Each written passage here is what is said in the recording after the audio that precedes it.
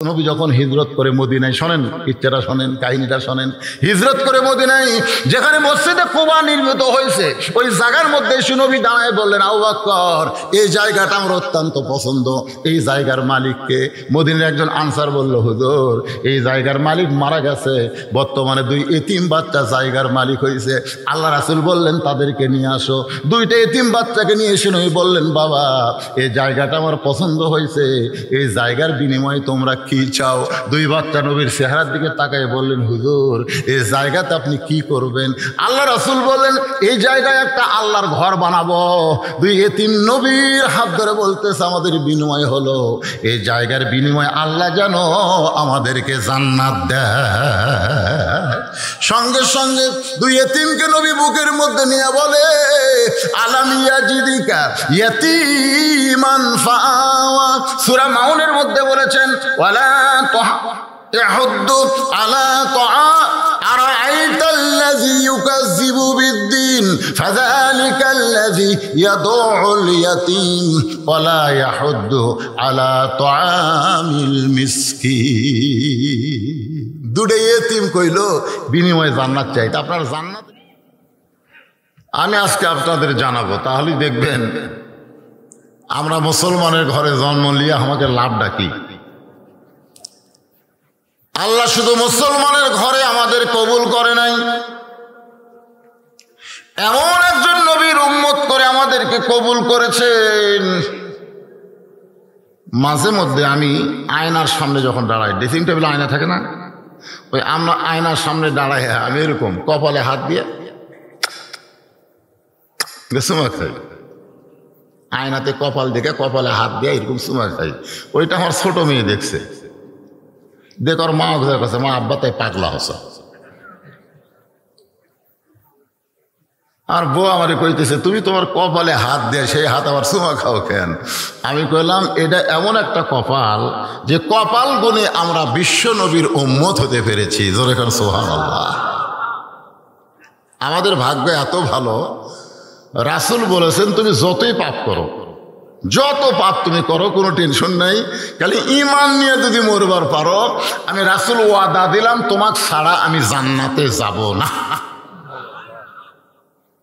কি ভাগ্য আমাদের! দেখছেন যে আমরা যত পাপ করি না কেন, যদি ঈমান নিয়ে মরবার পারি, কি নিয়ে? ঈমানের সাথে যদি মরবার পারি, রাসূল বলতেছেন, তোমার পাপ তোমাকে জাহান্নাম আটকাবার পারবে না, তোমার পাপ তোমাকে জান্নাত আটকাতে পারবে না। আমি রাসূল তোমার হাত ধরে তোমাকে জান্নাতে ঢুকে দিয়া তারপরে আমি ঢুকবো। এই জন্য একটা গান আছে, আছেন আমার মুক্তার, আছেন আমার ব্যারিস্টার, শেষ বিচারের হাইকোর্টেতে তিনি আমায় করবেন পার, আমি পাপী রাসূল জামিনদার। আল্লাহ যখন হাকিম হয়ে আমাদের আসামি বানায় বিচার শুরু করবেন, ওই সময় আমাদের নবী আমাদের পক্ষে ওকালতি করবেন। সুবহানাল্লাহ না কেন? ওকালতি করে, বারিস্টারি করে আমাদেরকে, মানজাল্লাযী ইয়াশফা'উ ইনদাহু ইল্লা বিইজনিহি। আল্লাহ তাআলা আমাদের নবীকে সুপারিশের অধিকার দিবেন। আমাদের মতো সমস্ত গুনাহগার উম্মতকে সুপারিশ করে রাসূল জান্নাতে প্রবেশ করবে। এমন নবীর উম্মত হওয়ার পরেও সুবহানাল্লাহ 2-1 জন কয় রে, এরকে মাথা গেল নাকি রে? জোরে সরে গান সুবহানাল্লাহ। খুশি না বেজার? আমাদের নবীর আগে একজন নবী আইছিল, নাম হলো ঈসা আলাইহিস সালাম। নাম শুনেছেন তো? উনি কিন্তু মরে নাই, বর্তমানে 4র্থ আসমানে আছে। কোন আসমানে? মরে নাই, কিন্তু 4র্থ আসমানে খালি মশান লিয়ে আছে। মশান মানে যে হারে ইসরায়েলের ইহুদিরা বাইতুল মুকাদ্দাসকে আক্রমণ করতেছে, এখন মেহেদী আলাইহিস সালাম ছাড়া আর ঈসা আলাইহিস সালাম ছাড়া আমাদের বাঁচার গতি নেই। এক ইহুদির এক মা, ফিলিস্তিনের একজন মা, তার 2টা সন্তান শহীদ হওয়ার পরে সে চিৎকার করে বলেছে, গোটা পৃথিবী তন্ন তন্ন করে খুঁজলে মুসলমান মাত্র ইহুদি মাত্র 90 লাখ। গোটা পৃথিবী তন্ন তন্ন করে খুঁজলে ইহুদি মাত্র কয় লাখ? এখনো 1 কোটি ইহুদি হয়নি। আর মুসলমানের সংখ্যা হলো 230 কোটি। তাহলে সুবহানাল্লাহ বলে হবে না তো? ওই মা বলেছে 230 কোটি মুসলমান একত্র হয়ে যদি পেশাব করে দেয় তো ইহুদিরা ভাসিয়া সাগরত যাবে, পেশাব করে দিলেন। আর ওই 90 লাখ ইহুদির মশানকে দেখছেন? প্রথম কেবলা, প্রথম কাবা। সাহাবেরা জিজ্ঞাসা করলেন, ইয়া রাসূলুল্লাহ, কোরআন শরীফের মধ্যে যখন পড়লাম সুবহানাল্লাযী আসরা বিআবদিহি লাইলাম মিনাল মাসজিদিল হারাম ইলাল মাসজিদিল আকসা, বর্তমান ইহুদি যেখানে মুসলমানদের হত্যা করতেছে সেই মসজিদের নাম কি? আকসা। আর এটা হলো মসজিদে হারাম, যেটা মক্কাতে আছে এটা হলো বাইতুল্লাহ মসজিদে হারাম, আর ওটা হলো মসজিদে আকসা। হুজুর, এই 2 মসজিদের মধ্যে কোন মসজিদের দাম বেশি? আল্লাহ রাসূল বলতেছেন, বাইতুল্লাহর ভিতরে সমস্ত নবী রাসূল নামাজ পড়তে পারে নাই, কিন্তু বাইতুল মুকাদ্দাসের ভিতরে আমার ইমামতিতে সমস্ত নবী রাসূল নামাজ আদায় করেছে। তাহলে বাইতুল মুকাদ্দাসের মধ্যে শুধু আমার ইমামতিতে, আমার রাসূল বলছে আমার ইমামতিতে সমস্ত নবী রাসূল কি করেছে? নামাজ পড়ছে। সেটা কোন রাতে? হ্যাঁ, মেরাজের রাতে। এখন বলেন বাইতুল মুকাদ্দাসের গুরুত্ব কম না বেশি? ঈসা আলাইহিস সালাম মাঝে মধ্যে মাজার পাগড়ি বাঁধে, মাথার পাগড়ি না, মাজার। তো আল্লাহ কয়, ঈসা খবর কি? যে হারে ইহুদিরা মুসলমানদেরকে হত্যা করতেছে, আর এই সুযোগ তো আসমানে বসে থাকা লাভ নেই। আমি একটু দুনিয়ার যাবার চাই, ওদেরকে সাইজ করবার চাই। ধরে কারণ কি করবার চাই?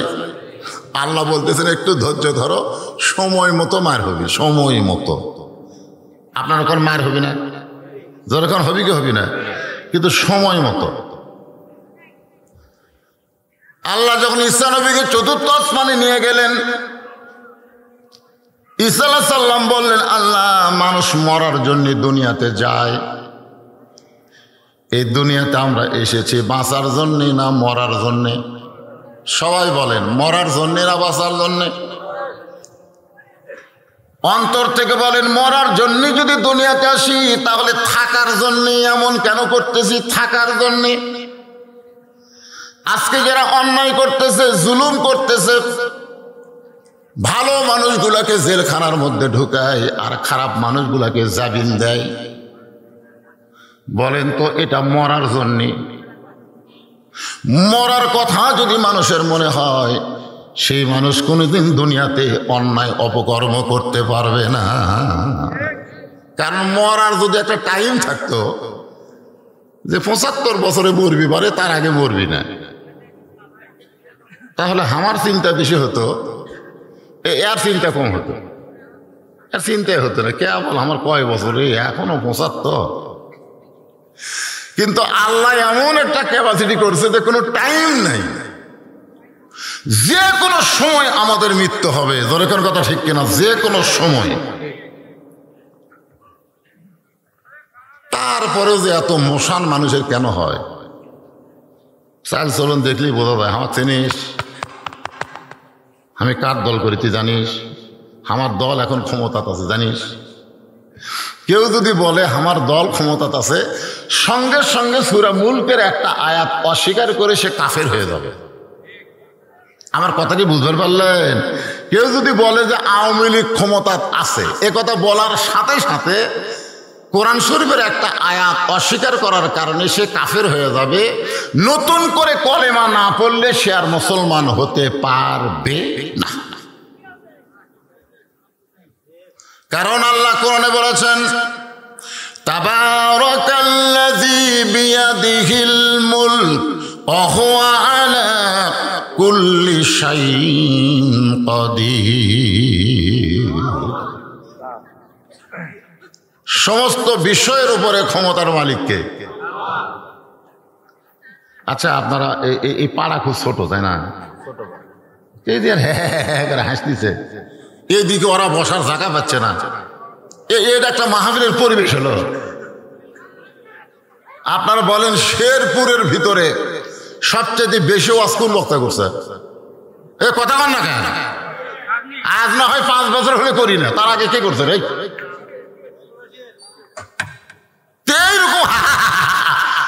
এইরকম ব্যবসায়ীদের পরিবেশ তো আমি কোনো মাহফিল পাইনি।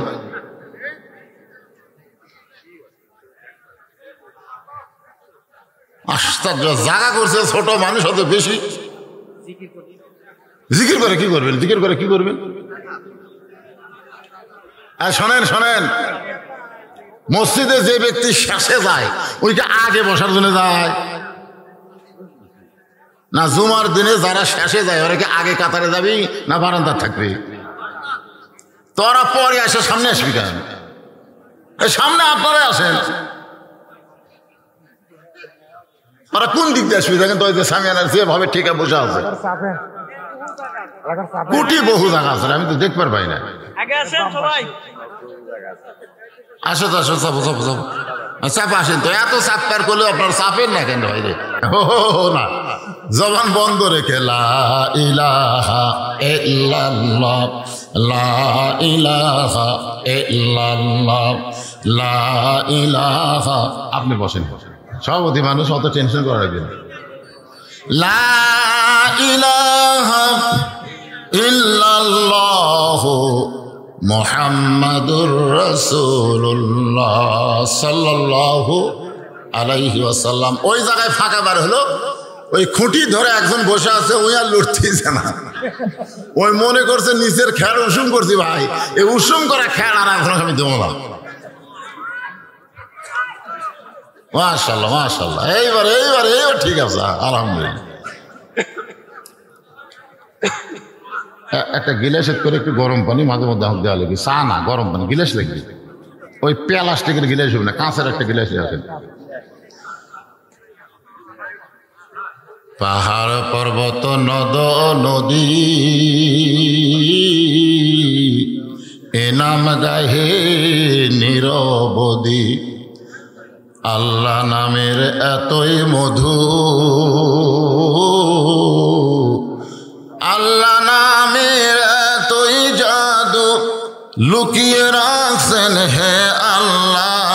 লা ইলাহা ইল্লাল্লাহ, লা ইলাহা ইল্লাল্লাহ, লা ইলাহা ইল্লাল্লাহ, লা ইলাহা ইল্লাল্লাহ, লা ইলাহা ইল্লাল্লাহ, লা ইলাহা ইল্লাল্লাহ, লা ইলাহা,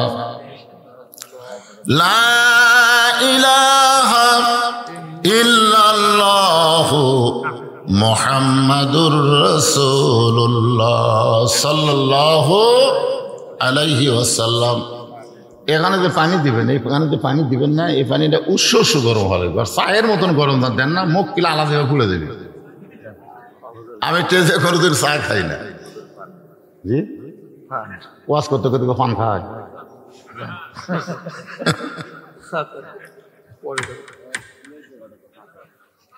নান্দুরে এই গ্রাম যে আপনাদের এলাকাতে আছে, এই ওয়াজ করবার আশা আমি কেবল শুনলাম। ঢোকার পরে বলতে যে হুজুর এত ছোট গ্রাম এই শেরপুর নাই। হায় হায় রে, আলহামদুলিল্লাহ। যাক, তো কি কথা বলতেছিলাম? প্রত্যেকটা কথাই হলো ওয়াজ, একটু মনোযোগ দিয়ে শোনা লাগবে। ঈসা আলাইহিস সালাম চতুর্থ আসমানে গিয়ে কি বললেন? মানুষ দুনিয়াতে মরার জন্য যায়। জোরে কারণ কিসের জন্য যায়? এই কথার দ্বারা আপনারা বুঝতেছেন আমরা দুনিয়াতে বাঁচার জন্য না মরার জন্যে। তো মরার জন্য যদি দুনিয়া, তাহলে এত মশান কেন? ঘাল কাট করে দেখে কি দেখছিস? 4 তলা হসে ভাই, আর 2 তলা রড আছে রে, আর 2 তলা। মিশে হে মায়াই বন্দিরে থাইকা করলাম কত খেলা, পশ্চিমে তাকিয়া দেখো, পশ্চিমে তাকিয়া দেখো, তোমার ডুইবা গেছে বেলা পাখি রে, সবই মিশে আর ফাঁকি। আল্লাহ বলেন ঈসা তোমারও মৃত্যু হবে। আল্লাহ বলে ঈসা তোমারও মৃত্যু হবে। ঈসা আলাইহিস সালাম বললেন আল্লাহ আমার মৃত্যু কি চতুর্থ আসমানে হবে? আল্লাহ বলে না ঈসা না, তোমার মৃত্যু হবে দুনিয়ায়। ঈসা বলতেছে আল্লাহ আবার কবে নবী করে আমার দুনিয়াতে প্রেরণ করবেন? আল্লাহ বলে ঈসা রে নবী করে প্রেরণ করব না, তোমাকে বিশ্ব নবীর উম্মত করে প্রেরণ করা হবে। সঙ্গে সঙ্গে ঈসা নবী এক নিয়তে 4 রাকাত নামাজ আদায় করে। আল্লাহ বলে ঈসা বিশ্ব নবীর উম্মত হওয়ার কথা শুনে নামাজ আদায় করলে কেন? ঈসা বলতেছে আল্লাহ নবী হয়ে দুনিয়াতে গিয়ে তেমন খুশি হতে পারি নাই, কিন্তু বিশ্ব নবীর উম্মত হব এই খুশিতেই তোমারে সেজদা দিলাম। একটা নবী পর্যন্ত আমাদের নবীর উম্মত হওয়ার কথা শুনে এত খুশি রে, আর আমরা সেই নবীর উম্মত, আমাদের সাইজ নাই, বেয়া সাইজা। তোর এখন কি সাইজা? বেয়া সাইজা। আল্লাহর শুকরিয়া আদায় করবো আমরা যে কোরআন থেকে তাফসির শুনবো। যদিও ইসালে সব মাহফিল লাস্টে তবারক আছে, আমারে কই যে হুজুর 5 মণ চাউল 30 কেজি গোস্ত, খালি বিরিয়ানি হচ্ছে। তোর এখন কি হচ্ছে? এই জন্য নাম দিয়েছে ইসালে সব সভা। তারপরেও কোরআন থেকে আমি আপনাদের সামনে একটু তাফসির করবো। আয়াতটা হলো ফাযকুরুনি আযকুরকুম ওয়াশকুরুলি ওয়ালা তাকফুরুন। এই আয়াতের বাংলা অর্থ হলো যে আল্লাহর জিকির করে আল্লাহও তার জিকির করে। এখানে জিকির মানে কি এটা বোঝা লাগবে। আজকে বাংলাদেশে জিকিরের ব্যাসাইজ হয়ে গেছে, ব্যাসাইজ। আমার দয়াল বাবার দরবারেতে কেউ ফিরে না খালি হাতে।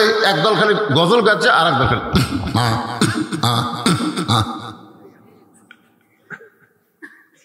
আপনারা বলেন তো 2 কান্দে 2টা ফেরেশতা আছে না নাই? ওই যে যখন করতেছে তখন এই ফেরেশতাগুলো কি করতেছে? ওরা কলম খাড়া করে আছে, আল্লাহ গাইতে রে কি খবর কয়, আল্লাহ কি কয় আমরা তো বুঝি না। এটা জিকির না, এটা জিকিরের নামে আল্লাহর সঙ্গে গাদ্দারি করা। জোরে কোন কথা ঠিক কিনা? এখানে জিকির শব্দের অর্থ বলা হয়েছে স্মরণ করবে। যে অবস্থায় থাকো না কেন স্মরণ করতে হবে কাকে? ছোট্ট একটা ঘটনা দিয়ে জিকিরের তাফসীর শুরু করব। নূহ আলাইহিস সালাম একটা নৌকা বানাচ্ছেন কাঠ দিয়া। ধর এখন কি দিয়া? এই জন্যই নৌকার কথা কইলাম, সামনে 7 তারিখে কিছু একটা হবে। ধর এখন ঠিক কিনা? আমি গত রাত্রে যেখানে বললাম ভাই আগামী 7ই জানুয়ারি কি হবে, তো জনগণ যত আসলো সবাই বলল যা আসলো তাই হবে। মানে কিছুই হবে না, যা আসলো তাই। মধ্যখানে বাংলাদেশের 2000 কোটি টাকা নামে যাবে। ধরে এখন ঠিক কিনা ভাই? যা আসলো তাই।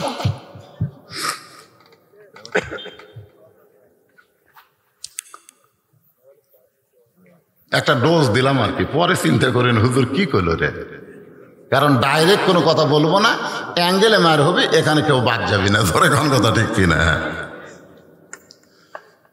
নূহ আলাইহিস সালাম কাঠ দিয়ে একটা নৌকা তৈরি করতেছেন। এই দুনিয়ার প্রথম যানবাহনের নাম হলো নৌকা। জোরে বলেন নাম কি?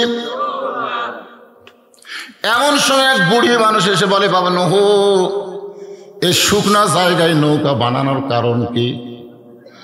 নূহ বলতেছে বুড়িমা বন্যা নামক একটা গজব আসবে, এই গজবে গোটা পৃথিবী ধ্বংস হয়ে যাবে, কেবলমাত্র নৌকার ভিতরে যারা জায়গা পাবে তারা ধ্বংস হবে না। বন্যা নামক একটা গজব আসবে। বন্যা কি নামক? বন্যা নামক একটা গজব আসবে।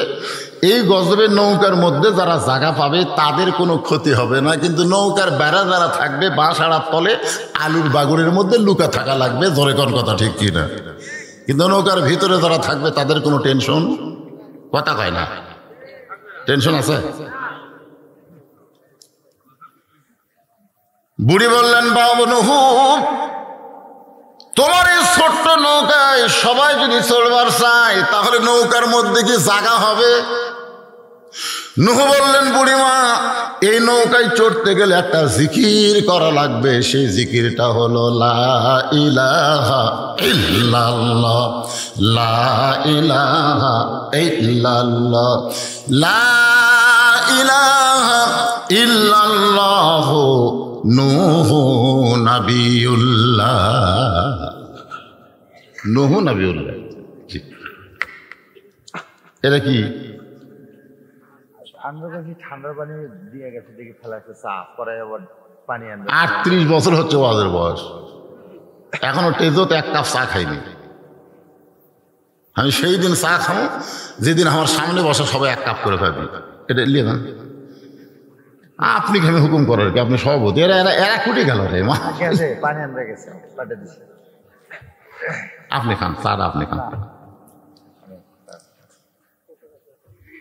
তাহলে নৌকায় চড়তে গেলে শর্ত হলো কি? জোরে কান, ফাযকুরুনি আযকুরুকুম।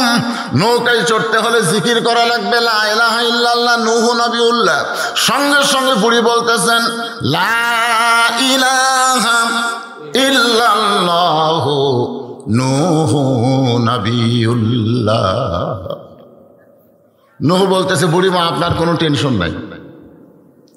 বন্যা নামক গজব যেদিন শুরু হবে সেদিন আমি আপনাকে হাত ধরে নৌকা উঠাবো।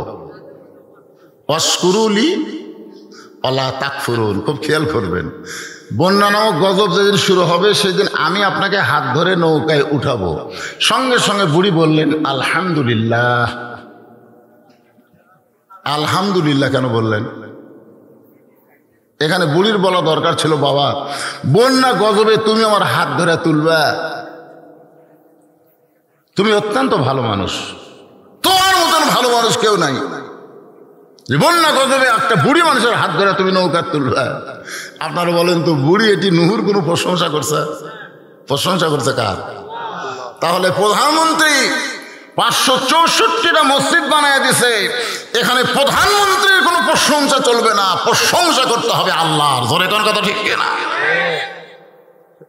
প্রধানমন্ত্রী আমাকে রাস্তা বানিয়ে দিয়েছে, প্রধানমন্ত্রীর বাপের টাকা।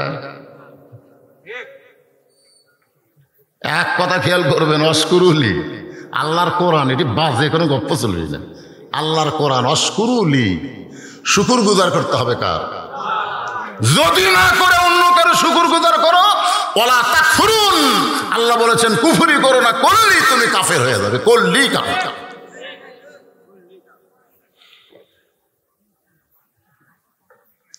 বন্যা নামক গজব শুরু হয়ে গেল। নৌকা ভাসতে ভাসতে যদি পর্বতের উপরে চলে গেল। এই গোটা পৃথিবী যত পাহাড় পর্বত আছে সব পানির তলে 40 হাত ডুবে গেল। 40 হাত, ধরে কোন কয় হাত? বন্যার পানি কমে গেল। নূহ নবীর পাহাড় যদি পর্বতে এসে লেগে গেল।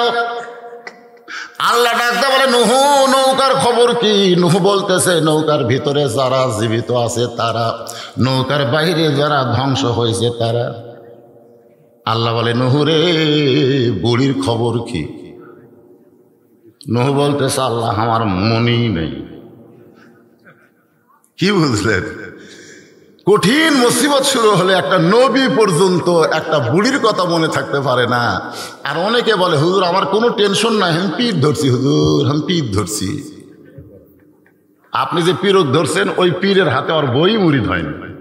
আপনি খোঁজলে দেখবেন। 3টা জিনিস আপনারা খেয়াল করবেন। একটা হলো, ডাক্তারের বউ কোনোদিন সিজার করে না। বড় বড় ডাক্তার জানে সিজার করলে বাচ্চারা ক্ষতি, মায়ের ক্ষতি, এই জন্য ডাক্তারের বউ কোনোদিন সিজার করে। আর মৌলানাদের বাড়িতে কোনোদিন মিলাদ হয় না। মৌলানা যারা, এদেরকে বাড়িতে কোনোদিন মিলাদ হয় না। এরা পরের বাড়িতে পড়ায়, নিজের বাড়িতে হয় না। আর 3 নম্বর কথা হলো, পীরের বউ কোনোদিন পীরের হাতে মুরিদ হয় না। কারণ বউ জানে এই সারা 1 নম্বর লুচ্চা, মাঝে মধ্যে মুরিদের বইয়ের দিকে চোখ মারে। কিন্তু সর্বপ্রথম আমাদের নবীকে যিনি নবী বলে স্বীকার করেছেন তিনি হলেন নবীর বিবি খাদিজা। রাসূল জিজ্ঞাসা করলেন, খাদিজা, আপনি আমার বিবি, আমি আপনার নবী? খাদিজা বললেন, এ রাসূলুল্লাহ, আপনি ভিতরেও যেমন বাহিরেও তেমন।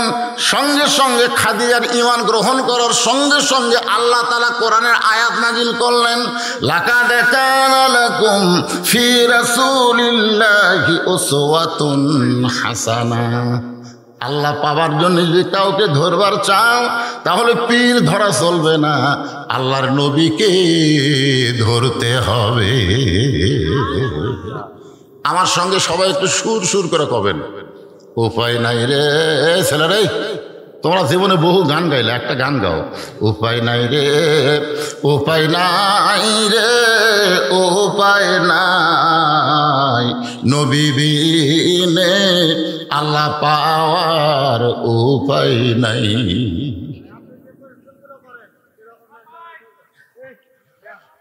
নবী বিনে আল্লাহ পাওয়া যাবে, এই কথা শোনেন, অন্য কোনো দিকে হো হো হো হো যা হয়, নবী বিনে আল্লাহ পাওয়া যাবে, ধরে কান পাওয়া যাবে।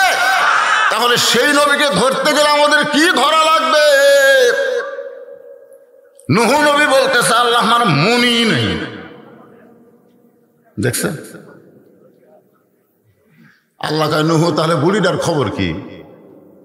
নূহ বলতেছে, সব যখন ধ্বংস হচ্ছে বুড়িও ধ্বংস। আল্লাহ কয় নূহ, আজগুবি কোনো কথা বলা যাবে না, কথা বলার আগে তদন্ত করে কথা বলা লাগবে। ঠিক কিনা বলেন? আজগুবি কথা বলা যাবে, বদরুল রশিদ মরে গেছে বলা যাবে?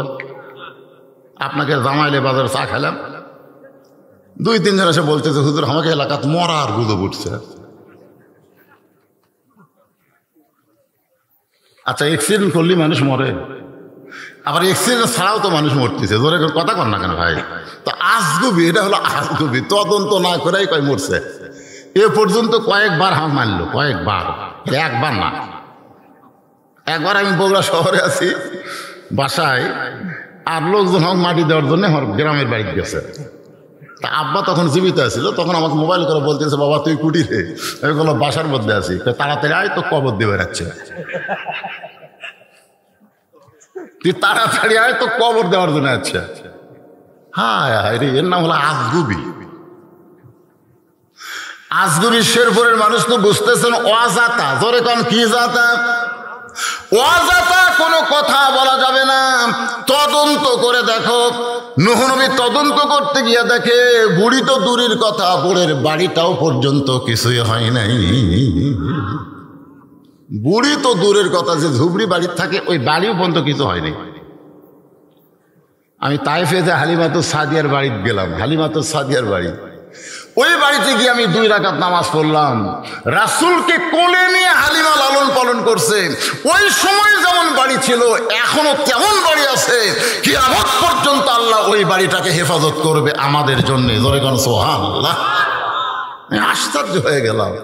সেই 1400 বছর আগে, 1500 বছর আগে নবীকে কোলে নিয়ে হালিমা দোল দিয়েছে, আর সেই বাড়ি এখন এইরকমই আছে। আমি মদিনাত গিয়ে দেখলাম মা ফাতেমার বাড়ি, যেরকম বাড়ি সেই রকমই আছে। যতই বন্যা হোক, গজব হোক, ঝড় হোক, এইগুলো আল্লাহ ধ্বংস করবে না।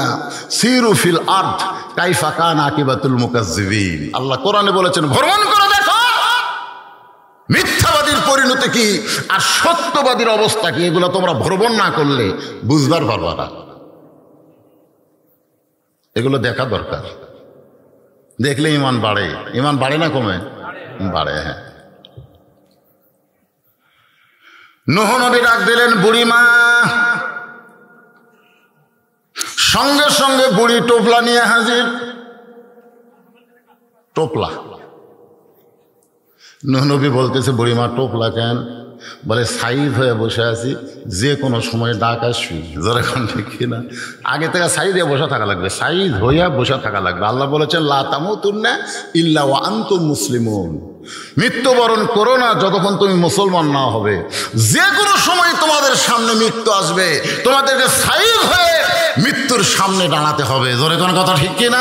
সাইজ হয়ে আল কাটতে কাটতে মরতেছে, দুনিয়াদারি বিল্ডিং করতে করতে মরতেছে, সাইজ হওয়াটাই পাই। সাইজ সাইজ সাইজ বোঝেন?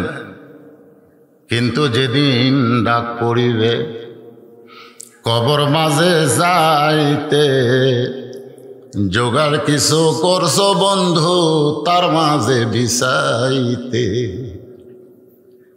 ডানে কবর বামে কবর, ডানে কবর বামে কবর, নিচে কবর আছে যে, ওপর দিকে ছায়া দেখো বাঁশের ছাউনি দিছে কে।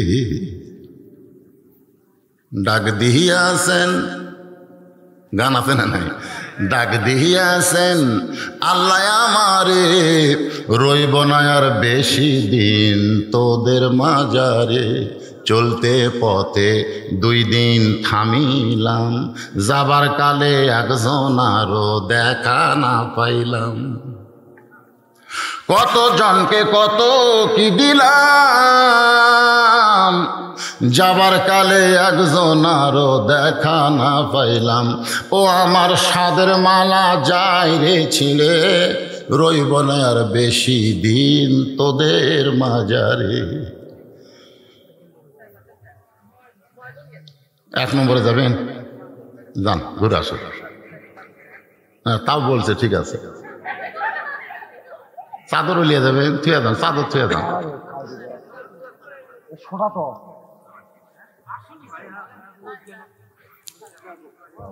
একটু মনোযোগ দিয়ে শুনবেন। নূহ বলতেছেন বুড়িমা বন্যা গজব শেষ,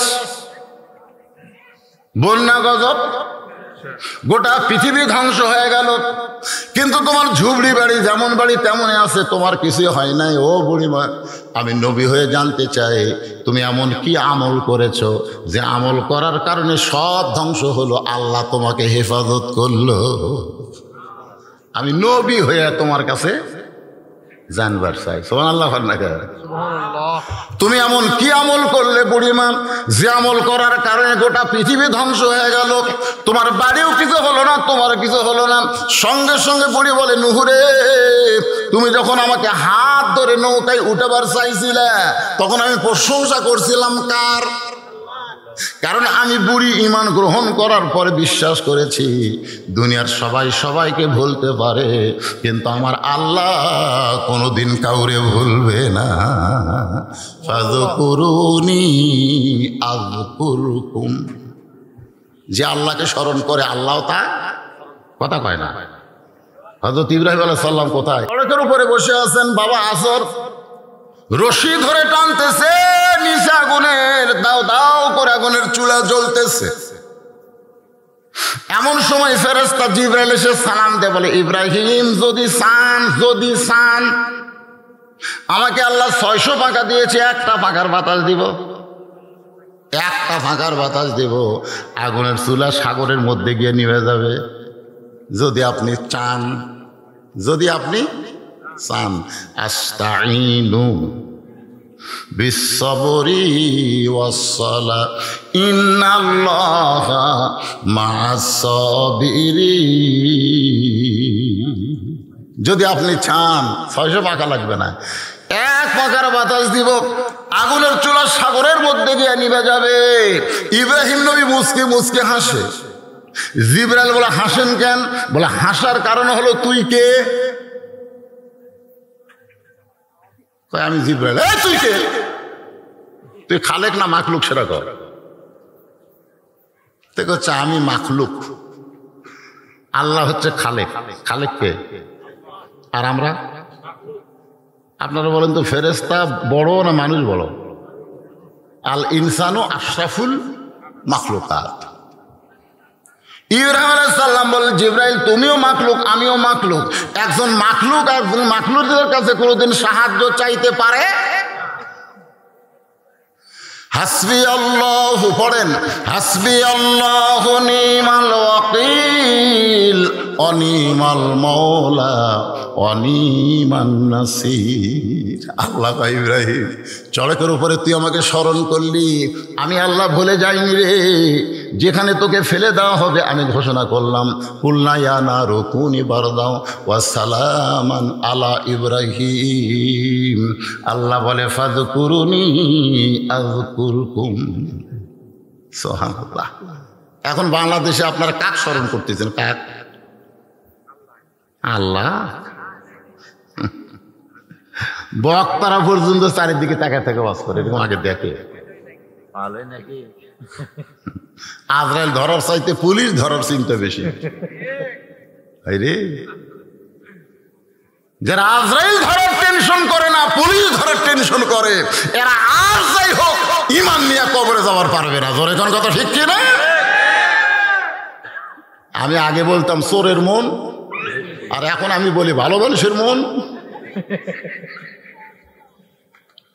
একটা চোরও ভয় করে না। চোর সিনা টান করে ঘরে, মসজিদের চারিধারে ঘরে, আর কয় হামাকের ভয়ে, হামাকের ভয়ে সব ভালো জুতা মসজিদের মধ্যে গেছে রে, হামাকের ভয়ে। দুই চোরের ভয়ে সব লোক দামি জুতা মসজিদের মধ্যে তুলছে।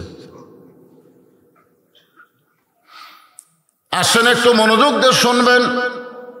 এই কোরআনকে লক্ষ্য করে আল্লাহ বলেছেন, ইন্না নাহনু নাযালনা যিকরা ওয়া ইন্না লাহু লাহাফিজুন।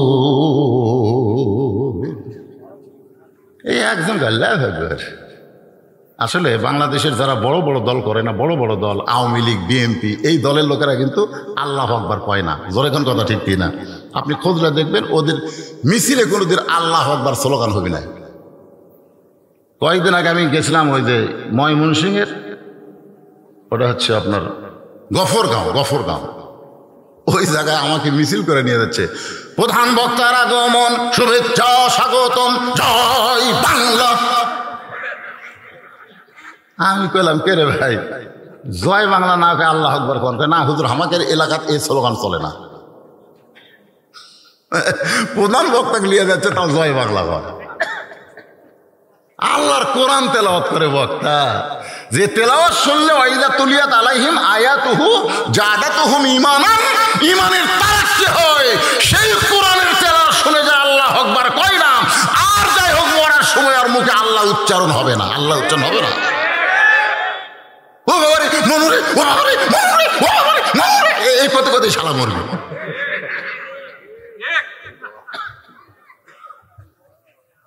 কি কোরআন তেলাওয়াত হয় এই সাইড থেকে, কে জানো তাও দুর্বল আসতে। আল্লাহু আকবার। আপনি হওয়ার থেকে মরা পর্যন্ত সুবহানাল্লাহ জিকির করেন, আল্লাহ খুশি হবি, শয়তান সরবি না, ওটি থাকবে। আপনি হওয়ার থেকে মরা পর্যন্ত আলহামদুলিল্লাহ জিকির করেন, আল্লাহ খুশি হবে, কিন্তু শয়তান বেদর হবি দেয়। একবার খেলে আল্লাহু আকবার বলেন, শয়তান এত করে দৌড় মারবি আর পিছন দিকটা বাতাস বাড়াবে। ওরে বাবা রে, শয়তান তাড়ানোর তাকবীর হলো লিল্লাহি।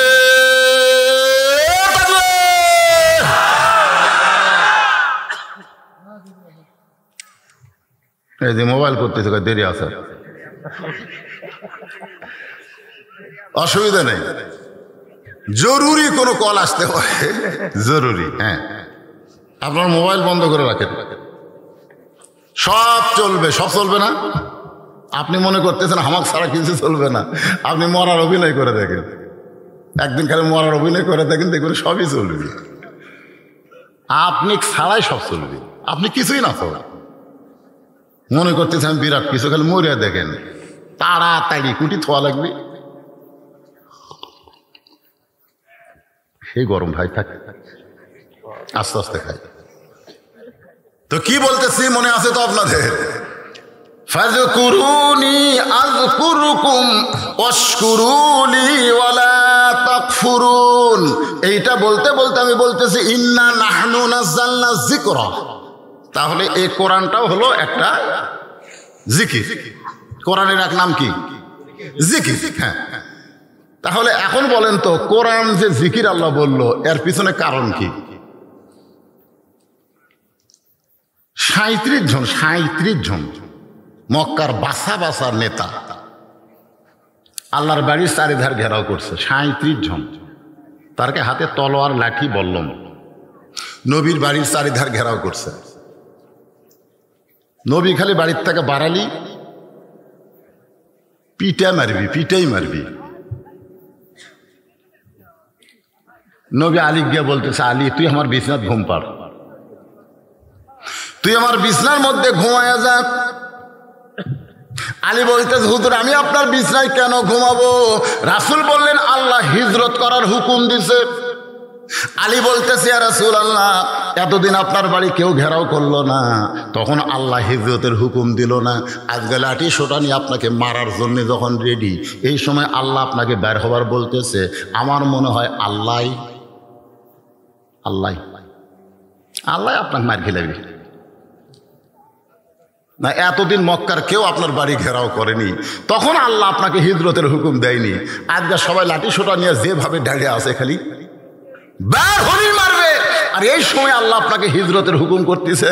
আল্লাহ কা আলী তুই ছোট মানুষ, তুই বুঝবো না, নবীর কথা মতো হযরত আলী ঘুমায়া যায়। গভীর রাত্রে আল্লাহর নবী দরজা খুলে দেখে নেতাগুলো লাঠি নিয়ে বল্লম নিয়ে বর্ষা নিয়ে দাঁড়ায় আছে।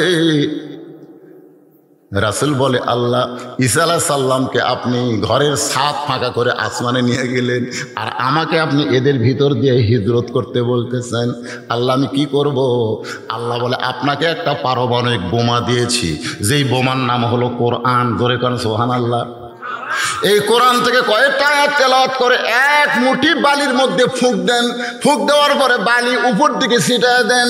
নবী যখন বালি ছিটায় দিছে সব বালিগুলো 37 জন নেতার চোখের মধ্যে ঢুকে গেছে। সবাই খালি চোখ, বালু যদি চোখ ঢোকে কি করবে? হাতের লাঠি পড়ে গেছে, লাঠি ফেলে দিয়ে চোখ ঢুকতেছে। রাসূল কয় আল্লাহ এই সুযোগে আবু জেহেল আর আবু সুফিয়ান মারিয়া হেমে যাওয়ার পারবো, ওরা যে হারে চোখ ঢুলতেছে, এখন মারতে কোনো অসুবিধা আছে? আল্লাহ কইল না, এই কয়জনই মরবি, তবে আজকে না। ইন্না নাহনু নাযালনা যিকর, একটু মনোযোগ দিয়ে শুনবেন। আজকে নয়, আজকে আপনি হিজরত করেন। গভীর রাত্রে আবু বকরের বাড়ির দরজায় আস্তে করে ঠোকা মারছে, সঙ্গে সঙ্গে দরজা খুলে যায়। রাসূল বলে আবু বকর আমি যে তোমার বাড়ির দরজায় আসতেছি এইটা তুমি আগে থেকেই জানতে? বলে 6 মাস আগে আপনি বলেছিলেন একদিন গভীর রাত্রে মক্কা ছেড়ে মদিনায় হিজরত করা লাগবে, আমাকে সঙ্গে করে আপনি মদিনায় যাবেন। সেদিন থেকে আজ পর্যন্ত কোনো রাত্রিবেলা আমি ঘুমাইনি। রাসূল বললেন চলো যাই। যেই বলছে চলো যাই, নবীর সঙ্গে সঙ্গে রওনা দেয়। রাসূল বলে আবু বকর একটা বার কি বাড়ির মধ্যে ঢুকবা না? তোমার বিবি বাচ্চার কাছে কি একটা কথাও বলবা না? আবু বকর বলে ইয়া রাসূলুল্লাহ আমার বুকটা চিরে কলিজা যদি দেখাবার পারতাম তাহলে আপনি বুঝতে পারতেন আমার বুকের ভিতরে আল্লাহ নবী ছাড়া আর কারো জায়গা না। চলো ওই পাহাড়ের উপরে উঠতে হবে। আবু বকর বলে হুজুর মক্কা থেকে মদিনা হলো উত্তর দিকে, আর আপনি পূর্ব দিকে যাচ্ছেন, ব্যাপার কি? বলে এটাই আল্লাহর আইন। ধরে করেন সুবহানাল্লাহ। গিরি শহরের মধ্যে আবু বকরকে আল্লাহ নবী যখন আত্মগোপন করেছে, রাতটা শেষ হয়ে গেল। রাত যখন শেষ হয়ে গেল আবু জেহেল বলতেছে এমনভাবে পাহারা দিলাম এখন পর্যন্ত ঘর থেকে বের হয় নাই, তাহলে আজকের মতো কি আমরা ফেরত যাব? আবু সুফিয়ান বলতেছে আবার 37 জন নেতা কবে ঐক্যজোট হবে? আজকেই কাম সারা লাগবে, দরকার হলে ঘরের দরজা ভাঙ্গা আমরা তাকে হত্যা করব, এই নিয়তে আবু জেহেলের নেতৃত্বে নবীর ঘরের দরজা ভাঙ্গা দেখে ওরে তামানে চাদর দিয়ে একজন লাখ ডেকে ঘুম পাড়তিছে। রাসূল যে কইছে যা ঘুমায়, সেই ঘুম। উলিদ বিন মুগিরা বলতেছে নেতা এক মারার জন্য সারা রাত আমরা খাড়া হয়ে আছি, আর এইরকম করে ঘুম পাড়ে এই মানুষ। আবু জেহেল খালি মুসকে মুসকে আসে। আবু জেহেল জানে এটা মানুষ না, এটা হলো আল্লাহর নবী। জোরে কোন সুবহানাল্লাহ। আবু জেহেল কিন্তু জানে আল্লাহর নবী, কিন্তু আবু জেহেল জানে কিন্তু মানে না। এটাই হচ্ছে মারাত্মক কথা। আমরা সবাই জানি কোরআন সত্য কিতাব, কোরআন আল্লাহর আইন, জানি ঠিকই কিন্তু আমরা একই কথা। আবু জেহেলের যা হবে আমাকে অবস্থাও তাই, খালি মরিয়া থাকবে, খালি মরলেই বুঝবেন যে আমাকে অবস্থাটা কি হয়। বাঁচতে বুঝতে পারতেছেন না। আবু জেহেল সবচাইতে বড় নেতা মুস্কি মুস্কি হাসতেছে। উলিদ বিন মুগিরার হাতে একটা বর্ষা আছে, এই বর্ষাটা চাদরের উপর মারতে চায়, কারণ যাকে সারা রাত পহরা দিলাম এই বেটা ঘুম পাড়ে, এক না মারা পর্যন্ত আমার শান্তি নাই। যখন বর্ষাটা মারবে আবু জেহেল খফ করে ধরে বলতে, উলিদ বিন মুগিরা রে, ঘুমন্ত মানুষকে মারা জায়েজ নাই। সুবহানাল্লাহ খান, ঘুমন্ত মানুষকে মারা জায়েজ নাই। উলিদ বিন মুগিরা বলে, নেতা আপনার সব কথা মানতে পারি, কিন্তু এটা মানা যাবে না। অনেক সময় দেখবেন নেতার চাইতে ক্যাডার বেশি পাওয়ারফুল। ধরেগণ ঠিক কিনা? নেতা তাও কিছু বোঝে, কিন্তু ক্যাডাররা কিছুই বোঝে না। চিনিস তাহলে বগুড়া থেকে ঘুরে আসাই তো সাইজ কর্ম রে, এমন ভাবে হুমকে পারছে এই গরিব মানুষ বাড়ি যে কান্তিছে, আল্লাহ বগুড়া থেকে ঘুরে আসে আমার সাইজ করবে, আল্লাহ আল্লাহ বগুড়া থেকে আসতে না 2 ঘন্টা লাগবে, আসে তো আমার সাইজ করি। ওই কাহালো 4 মতো পার করেনি, যাই বলছে ঘুরে আসে সাইজ কর্ম, ওই 4 মতো যাতে ভুটভুটির সাথে বাঁধা গেছে। মোটর সাইকেলের কিছু হয়নি, কিন্তু ওর 4 ভাঙ্গা। বগুড়া মেডিকেল কলেজে নিয়ে যা ব্যান্ডেজ করে থোছে, যাক বলছে ঘুরে আসে সাইজ করবো, ও আবার 800 গ্রাম আঙ্গুল নিয়ে দেখবার গেছে। দেখবার যা বলতে থেকে, ভাই ঘুরে যাই সাইজ করবো, তোর কি হইলো? ভাই সাইজ করার মালিক আমি না রে, সাইজ করার এখন বুঝলো। কতগুলো ক্যাডার আছে দেখবেন নেতার চাইতেও বেশি মশান মারে, আছে না নাই? দরকার হাজার নাই। এই সাংসদের অত্যাচারে নেতারা পর্যন্ত দোষের মধ্যে পড়ে যায়। আল্লাহর বান্দার একটু খেয়াল করবেন, উলিদ বিন মুগিরা যখন বর্ষা মারবার চায়, আবু জেহেল বলতেছে ঘুমন্ত মানুষকে মারা যায়। কেন বলতেছে? কারণ নবীর বাড়ি আর আবু জেহেলের বাড়ি একই জায়গায়। যারা হজ করছেন তারা দেখছেন নবীর বাড়ি আর আবু জেহেলের বাড়ি এখানে। হাজী সাহেবরা নাই? আবু জেহেলের বাড়ি থেকে পশ্চিম দিকে 200 মিটার হলো আল্লাহর কাবা ঘর, আর মাত্র 150 মিটার পূর্ব দিকে নবীর বাড়ি। পশ্চিমে হলো লা ইলাহা ইল্লাল্লাহ, আর পূবে হলো মুহাম্মাদুর। আবু জেহেলের মতন ভাগ্যবান মানুষ পৃথিবীতে কেউ নেই। ওই যে কাবা, ওই যে রাসূল। হায় হায়, তারপরেও শালা 1 নম্বর খারাপ, নামাজ পড়ে না পারে। মসজিদের কাছেই বাড়ি, আকামত দিলে শোনা যায়, এরপরেও এই মসজিদে আসে না। কথা কন এরকম নাই? মসজিদের কাছেই বাড়ি, আকামত দিলে ওর বাড়ির থেকে শোনা যায়, এরপরেও নামাজ পড়ে না। ওই কিন্তু আবু জেহেলেরই লোক, কিন্তু মুসলমান নাম ধারণ করতেছে। একটু মনোযোগ দেবেন। আবু জেহেল বলতেছে, উলিদ বিন মুগিরা রে, ঘুমন্ত মানুষকে মারা চলবে না। উলিদ বিন মুগিরা কয়, আমি মারবই। এই মারবই কই, আবার যখন বর্ষা মারছে খপ করে আবু জেহেল ধরছে। তুই আমার কথা শুনিস না কেন? আল্লাহ নবীর যত শত্রু ছিল, সবচাইতে খারাপ শত্রুর নাম হলো, সবচাইতে বড় শত্রু হলো আবু জেহেল। আবু জেহেল, হ্যাঁ, কিন্তু সবচাইতে খারাপ শত্রু হলো উলিদ বিন মুগিরা। হ্যাঁ, মুগিরা মাঝে মধ্যে রাসূলকে গালি দিত। একদিন নবী সাহাবীদেরকে নিয়ে ওয়াজ করতেছে, আর সঙ্গে সঙ্গে মুগিরা বলছে, এই মুসলমানের নবী, তুই যদি এতই ভালো হবি, জন্মের আগে তোর বাপ মরলো কে? আচ্ছা, জন্মের আগে বাপ মরলো, এটা নবীর দোষ? কেউ যদি বলে, হুজুর আপনি এতই ভালো হবেন, তাহলে এত কালো কেন? আমি কালো হচ্ছি, এটা আমার দোষ? আমার বাপ পর্যন্ত, আমার বাপ যে আমার জন্ম দিয়েছে সেই আমাকে ডাক দিয়েছিল কালু কয়ে, কালু মানে এত কালো, সেদিন নাম দিয়েছিল কি কালু। আর বাপ মরে গেছে, আল্লাহ জান্নাত দেখ। এই কালু নাম কিন্তু আমি যখন বড় হলো তখন সবাই, এই কালু, এক সন্তোষ হতো কালু। আমার এতই খারাপ, আমি কালু নাকি? চিন্তা করে দেখেন, জন্মের আগে নবীর বাবা মারা গেছে, এটা কি নবীর দোষ? তো বলতে, তুই যদি এতই ভালো হবি, তাহলে জন্মের আগে তোর বাবা মরল কেন? সঙ্গে সঙ্গে নবীর চোখ দিয়ে পানি পড়তেছে।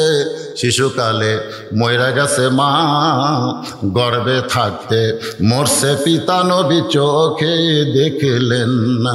কে করিবে লালন পালন, কে দিবে সান্ত্বনা? এই দুনিয়ার বড় এতিম নবী ছিলেন একজনা। নবীর চোখটা দরদর করে পানি পড়তেছে। নবীর চোখের পানি আল্লাহ সহ্য করতে না পেরে বলে, নবী গো, যে উলিদ বিন মুগিরার কথাটা দ্বারা আপনি কষ্ট পাইলেন, এই উলিদ বিন মুগিরাকে আপনি চেনেন? আল্লাহ রাসূল বলে ও হলো মুগিরার বেটা ওলীদ। আল্লাহ কয় নবী গো ও মুগিরার বেটা ওলীদ না, উতুল্লিম বাদা জালিকা জানিম, ও হলো জারত সন্তান। একমাত্র জারত সন্তান ছাড়া নবীরে কেউ আবল তাবল বলতে পারবে না। আজও বাংলাদেশে যারা নবীর বিরুদ্ধে কথা বলবে বুঝবেন ওদের মাও একটা, কিন্তু বাপের ঠিক নাই। যেরকম কিসের ঠিক নাই? এই শালারা জাউরা চল, যেরকম কি চল জারত সন্তান। আমার নবীর বিরুদ্ধে তুমি কথা বলবা, বাড়ির যায় শোনা দেখো তোর বাপকে। পরের বার যখন নবী এরকম কথা বলতেছে, ওলীদ বিন মুগিরা কিছু একটা বলবার যাচ্ছে, মানে নবীকে আবার খারাপ কথা কয়, মনে কষ্ট দিবে, এমন সময় নবী আগেই বলে দিয়েছেন উতুল্লিম বাদা যালিকা জানিম, ওলীদ বিন মুগিরা মারছে দৌড়। আপনারা বুঝবার পারেন নাই, কিন্তু ওলীদ বিন মুগিরা বুঝিয়েছে। সৌদি আরবের লোকেরা কোরআন বোঝে কি বোঝে না? কোরআনের ভাষা হলো আরবি, ওদের মাতৃভাষা হলো আরবি। ওলীদ বিন মুগিরা এক দৌড়ে মায়ের কাছে, মা মা কয় কি রে, তুমি সত্যি করে বলো তোহার বাপকে? মা কয় এত বছর পর এই পুরান খবর তো কে দিল রে? এত বছর পর এই পুরাতন খবর তো কে দিল? যাই এই খবর দিছে সে দুনিয়ার সাধারণ কোনো মানুষ না। ওলীদ বিন মুগিরা বলে আমি তা দেখতে পারি না। তুই দেখতে না পারলে কি হবে? সে দুনিয়ার সাধারণ কোনো মানুষ না। যেই খবর উপরওয়ালা আল্লাহ ছাড়া কেউ জানে না, সেই খবর কে জানালো রে? ওলীদ বিন মুগিরা বলে মা তাহলে খবর কি? বলে খবর হলো তোর বাপ ব্যবসার কাজে বাইরে গেছে। আমি তখন নতুন বউ, এই জুয়ান তাগড়া বউ থুয়া মালয়েশিয়ার যাওয়া, ইয়ার কি মারতেছে, পরকিয়া বাংলাদেশে বাড়িছে না কমিছে? কথা কয় না, কথা কয় না। তুমি যদি মানুষের সৌদি আরব যাবার চাও তাহলে 2-4টা ছোলের মাও করে থুয়ে যাও। জোরে করে কথা ঠিক কিনা? 2-4টা ছোলের মাও করে থুয়ে অর্ধেকের কেউ টাকা দিলে সে অবস্থায় যাও, একে টাকরা থুয়ে চলে যাও। তার মানে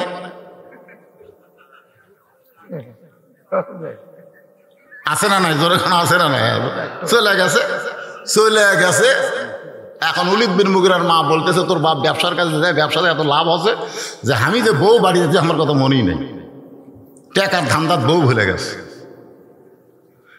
আমি একদিন ছাদের উপরে উঠছি, মনের মধ্যে একা একা কেন ভালো লাগে না, কোনো কাজে মন যেন বসে না, আমার কি হতে কি হইয়া গেল। লাগবে না? এই গলা খারাপ লাগতেছে? গলা যা গেছে তাই নাই? এই গান আমরা শুনছি ছোটবেলায়, একা একা কেন ভালো লাগে না, কোনো কাজে মন যেন বসে না, আমার কি হতে কি হইয়া গেল। ছাদের ওপর এখানে উড়ঝুড় করতেছে, ইতিমধ্যে ওর মা বলতে তোর বাপের ছোট ভাই। ওলীদ বিন মুগিরাকে ওর মা বলতেছে তোর বাবার ছোট ভাই বাড়ির চারিধার তওয়াফ করতেছে। ভাই যখন বাড়ির না থাকে তখন দেওরা কিন্তু মজা মারে, ভাইয়া তোমার বউ, আমি যে দেবর, ভাইয়া তোমার বর, আমি যে দেবর, বুঝে দেখো ভাবি কার বেশি দাবি, ভাইয়া গেছে মালয়েশিয়ায় আমি এখন আসি। একের কোরআনের বাস্তব ঘটনা দেখেন। ওলীদ বিন মুগিরার মা বলতেছে তোর বাপের ছোট ভাই খালি চারিদিকে ঘোরে, চারিদিকে যখন তাওয়াফ করে, তাওয়াফ এমন সময় আমি ছাদ থেকে নিচে নেমে এসে ঘরের দরজা খুলে দেই।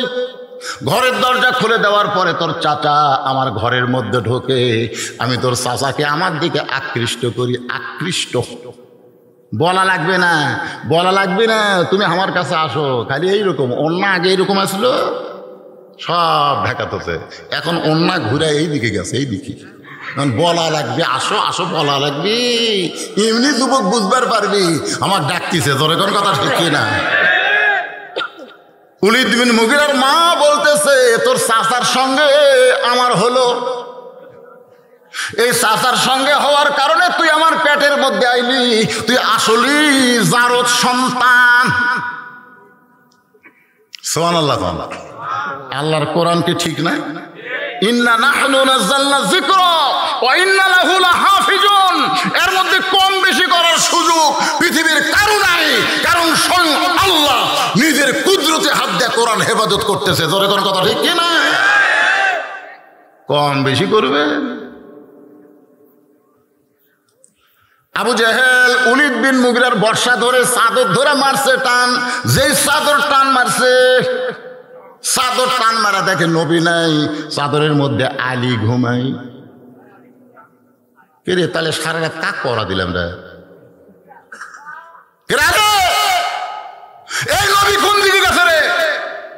আলী বলতেছে আমি ঘুম পাড়ছি, আমি ঘুম পাড়ছি ভাই, আমি জানি না। তোরা চেতন থাকি কি করলু? তোরা যে চেতন থেকে নবীর ঘর পহরা দিল, নবী কোন দিক দিয়ে গেল তোরাই কহ। এমন কথা হযরত আলী বলেছে, আবু জেহেলের মুকুট ছাই পড়ে গেছে। জোরে খান সুবহানাল্লাহ, সুবহানাল্লাহ, জোরে খান। আবু জেহেল বলতেছে আর দেরি করা যাবে না, গোটা মক্কা ঘেরাও করো, হয়তো কোনো পাহাড়ের গর্তে আশ্রয় নিয়েছে। এই কথা বলে 37 জন নেতা নিয়ে আবু জেহেল যখন যাবার চায়, এমন সময় হযরত আলী এভাবে বুড়ে আঙ্গুল, আমার দিকে তাকান, ওই 37 জন নেতাকে লক্ষ্য করে এরকম বুড়ে আঙ্গুল ঘুরে। আবু সুফিয়ান বলে নেতা ই চাদরের মধ্যে ঘুম পেড়া নবী হারাছে, কারণ আমরা জানলাতে বারবার দেখছি না শুয়ে আছে, কিন্তু এই যে শুয়ে আছে সেটা আমরা জানি। এই নবী একবার হওয়ার সাহায্য করছে, একই শেষ করা লাগবে। আলী বলতে চাই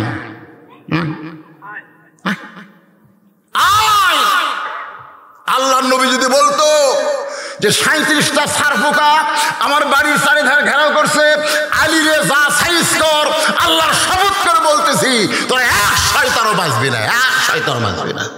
সুবহানাল্লাহ, জোরে কর না কেন? একজন মুসলমানের ইমানের পাওয়ার কি দেখেন? নবী যদি বলতে আলী আমার বাড়ির চারিধার 37 জন সেনা, 37 জন নেতা ঘেরাও করছে, যা তো যা সাইজ কর। আপনারা বলেন তো আলী পারতো কি পারতো না? কিন্তু নবী তা নয়, কি করছে? ঘুমায়, ঘুমায়, যা ঘুমায়। আবু জেহেল বলতেছে ওর দিকে যাওয়ার দরকার নাই, কারণ আবু জেহেল জানে তিহিমা প্রান্তরে নবী যখন সাহাবীদের নিয়ে আলোচনা করতেছে, এমন সময় মক্কার কাফেরেরা একজন বীরকে ভাড়া করছে। ওই বীরের নাম হলো আমর। জোরেকার নাম কি? নবীকে যদি হত্যা করতে পারো তাহলে তোমাকে এত হাজার পুরস্কার দেওয়া হবে। মহাবীর আমর কাবা ঘরের সামনে গিয়া কাবা স্পর্শ করে বলতেছে যতক্ষণ পর্যন্ত মুসলমানের নবীকে হত্যা না করব ততক্ষণ পর্যন্ত পানিও পান করব না, দুনিয়ার কোনো খাদ্য খাবো না।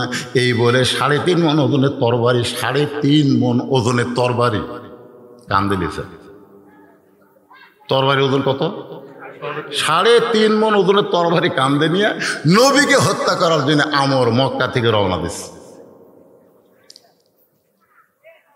আল্লাহ রাসূলকে জানানো হলো, ইয়া রাসূলুল্লাহ, মক্কার সবচাইতে বড় বীর যিনি প্রতিদিন 21 কেজি খাদ্য খায়, প্রতি সন্ধ্যায় 21 কেজি খাদ্য খায়, সেই মহাবীর আমর আপনাকে হত্যা করার জন্য রাস্তা নিয়েছে 3.5 মণ তরবারি কান্দে নিয়ে। আল্লাহ রাসূল বললেন, সাহাবীরা তোমরা শুনলে আশ্চর্য হবে, মহাবীর আমর আমাকে হত্যা করার জন্য আসতেছে। ওসমান গনি বললেন, হুজুর দোয়া, আল্লাহ যেন আমরের হাত পা অবশ করে দেয়। মুসলমান তো এই দোয়া ছাড়া তোর কিছু নেই, আল্লাহ ফিলিস্তিন মুসলমানকে হেফাজত করো, আমরা কিছু করব, 2 ফোঁটা চোখের পানি দেওয়া ছাড়া আর আমাকে কিছুই নাই।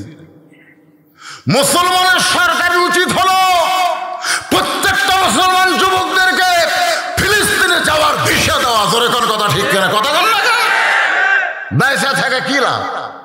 বুখারী শরীফের হাদিস, বুখারী শরীফে, মা হাদান ইয়াদখুলুল জান্নাতা ইহুব্বি আন ইয়ারজি ইলা দুনিয়া ওয়া লাহু মা আলাল আরদি মিন শাইইন ইল্লা শাহীদুন ইয়াতামান্না আন ইয়ারজি ইলা দুনিয়া ফায়ুক্তাল 10 মাররাতান লিমা ইয়ারা মিনাল কারামাতি। রাওয়াহুল বুখারী কিতাবুল মাগাজি। আনাস থেকে বর্ণিত হাদিসটা। জান্নাতুল ফেরদাউস পাওয়ার পরেও একদল লোক দুনিয়াতে আসার জন্য ছটফট করবে। আল্লাহ বলবে, শহীদ হওয়ার কারণে আমি আল্লাহ তোদেরকে জান্নাতুল ফেরদাউস দিলাম, এরপরে দুনিয়াতে যাবার চাষ করেন। ওরা তখন বলবে, আল্লাহ শহীদ হওয়ার সময় শহীদ হওয়ার যে কি মজা আমরা পাচ্ছি সেই মজা জান্নাতের মধ্যে নাই। আমরা আবার দুনিয়াতে যাব, ওই ইসরায়েলের বিরুদ্ধে 10 বার কয়বার? আশারা মাররাতান, 10 বার যুদ্ধ করে শহীদ হব। শহীদ হওয়ার মধ্যে যে মজা, সে মজা জান্নাতের মধ্যে নেই। আর আমরা খালি বাঁচ ফের চাই, যার কারণে তো ইসরায়েলি ইহুদিরা ইচ্ছা মতো মারতেছে। ছোট ছোট বাচ্চাদেরকে পর্যন্ত হত্যা করতেছে। একটু মনোযোগ দিবেন। ওসমান গনি বলে, ইয়া রাসূলুল্লাহ দোয়া করেন। সঙ্গে সঙ্গে নবী হাত তুলেছে, দোয়া করবে, আল্লাহ আমরের হাত পাও অবশ। হাত পাও যদি অবশ হয় তাহলে ওই তরবারি আসে পারবি? এই অবশ পর্যন্ত বলতেই আল্লাহর কোরআনের আয়াত নাযিল হচ্ছে। ফেরেশতা জিবরাইল এসে বলতেছে, ইয়া আইয়ুহান নাবিয়্যু হারজিল মুমিনিনা আলাল কিতাল। হে রাসূল, দোয়া দিয়া সব কাম হবে না। আপনি যদি দোয়া করেন, আল্লাহ মক্কার কাফের থেকে মদিনাকে হেফাজত করো, তাহলে মদিনা হেফাজত করতে পারবেন না, বরং মক্কার কাফেরদের বিরুদ্ধে মুসলমানদেরকে অস্ত্র ধরা লাগবে। এই হুকুম কার? জোরে করে এই হুকুম কার? বরং আপনার মুমিনদের মধ্যে কাউকে খাড়া করান। আল্লাহ রাসূল দোয়া উপর দিকে না নিয়ে নিচের দিকে নিলেন। তোমাদের মধ্যে কেউ আসো যে মহাবীর আমর আমার কাছে আসার আগেই তার সামনে যাবা? এমনকি তোমাদের মধ্যে কেউ আসো প্রত্যেকটা সাহাবী মাথা নিচু করে চিন্তা করে, প্রতি সন্ধ্যায় 21 কেজি খাদ্য খায় আর 3.5 ওজনের তরবারি নিয়ে যুদ্ধে যায়, এত বড় বীরের সামনে কে দাঁড়াবে? সব সাহাবী যখন মাথা নিচু করে চিন্তা করতেছে, এমন সময় 11 বছরের একজন কিশোর বালক, নাম হলো তার হযরত আলী। ধরে খান সুবহানাল্লাহ। মাত্র কয় বছর? 11 বছরের কিশোর বাচ্চা পিছন দিক থেকে বলতেছে, রাসূলুল্লাহ আমি দাঁড়াইছি। আল্লাহ রাসূল বলেন, এজলিস, বস বস। রাসূল বললেন, তোমাদের মধ্যে কেউ কে আসো ওই মহাবীর আমর আমি নবীর কাছে আসার আগে তার সামনে দাঁড়াবার পারো? সঙ্গে সঙ্গে হযরত আলী বলে, লব্বাইক ইয়া রাসূলুল্লাহ, আমি দাঁড়াইছি। রাসূল কয়, বস বস বস। তৃতীয়বার যেই কইছে ওই আলী দাঁড়াইছে। রাসূল কয়, আয় আয়। কাছে আসলে বলে, তুই আমার কে হোস? বলে, আপনি আমার চাওয়াতো ভাই, আমার বাপ আবু তালেব আপনাকে লালন পালন করছে। এই তোর বাপ মরার সময় কি কথা রে? তোর বাপ মরার সময় কইছে, আমি যেমন তোমার লালন পালন করেছি, আমার আলী আর জাফরকে তুমি তেমন লালন পালন করবা। তোমার বাপের মাথা হাত দিয়ে আমি ওয়াদা করছি। এরা হামাজ মারার জন্য আসতেছে, আপনি পুচকা খালি বারবার খাড়া হোস। আলী বলতেছে, ইয়া রাসূলুল্লাহ এই দেহে জীবন থাকা অবস্থায় আমার জীবনের চাইতে আপনাকে বেশি ভালোবাসি। একজন কাফের এসে আপনাকে মারবে আর আমি লেবেন চোষ খাওয়া? দরকার হলে আগে আমাকে মারবে, তারপর আপনার। হুজুর আপনি হুকুম দেন। আল্লাহ রাসূল আলীকে বুকের মধ্যে নিলেন। আলী রে, ও 3.5 ওজনের তরবারি নিয়ে আমাকে মারার জন্য আসতেছে, আর তুই খালি খালি যাবি বাবা, এইটা কোনোদিন সম্ভব না। ওসমান, লব্বাইক ইয়া রাসূলুল্লাহ, তোমার বাড়িতে কি তরবারি আছে? বলে, কুরবানি জব করার একটা ছুরি আছে। সেটাই নিয়ে আসো। ওসমান গনি ধনী না গরিব? এজরা খান ধনী না গরিব? কুরবানি করার একটা তরবারি আছে, বলে ওইটাই নিয়ে আসো। নবীর কাছে এনে দিল মাত্র 27 ইঞ্চি একটা ছুরি। 27 ইঞ্চি একটা কি? ওইটা নবী আলীর হাতে বিসমিল্লাহ বলে দিয়ে বলেন, আলী রে ওই আমরের বিরুদ্ধে লড়ো যাও। হযরত আলী মারতেছে দৌড়, পিছন দিক থেকে আল্লাহর নবী চিৎকার করে, আলী রে তোকে যাবার বলছি, তাই বলে দৌড়ে দৌড়ে যাস। আলী বলতেছে, ইয়া রাসূলুল্লাহ এতক্ষণ কাফের আমর হয়তো অনেক দূর পর্যন্ত আইছে, আমি যদি আসতে যাই তাহলে আরো আসবে, এই জন্য দৌড়ে দৌড়ে যাই।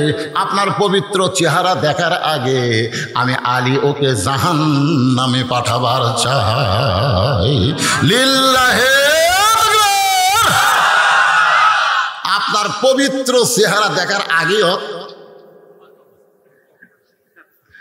27 ইঞ্চি চাকু। 27 ইঞ্চি কি? যেটা কুরবানি জব করে তার নাম কি? আর সেটা চামড়া ছেলে চাকু। 3.5 ওজনের তরবারির কাছে 27 ইঞ্চি, এটা কি ছুরি? চাকুলি আমরের সামনে দাঁড়াচ্ছে। আমর সেই হাসি, এটাই মুসলমান। মুসলমানের নবীকে বাঁচানোর জন্য তুই, এই তোর বাপের নাম কি? তোর নাম কিরে? আলী আমরের মুখের দিকে তাকায় চাকু দিয়ে সামনে একটা দাগ দেয়।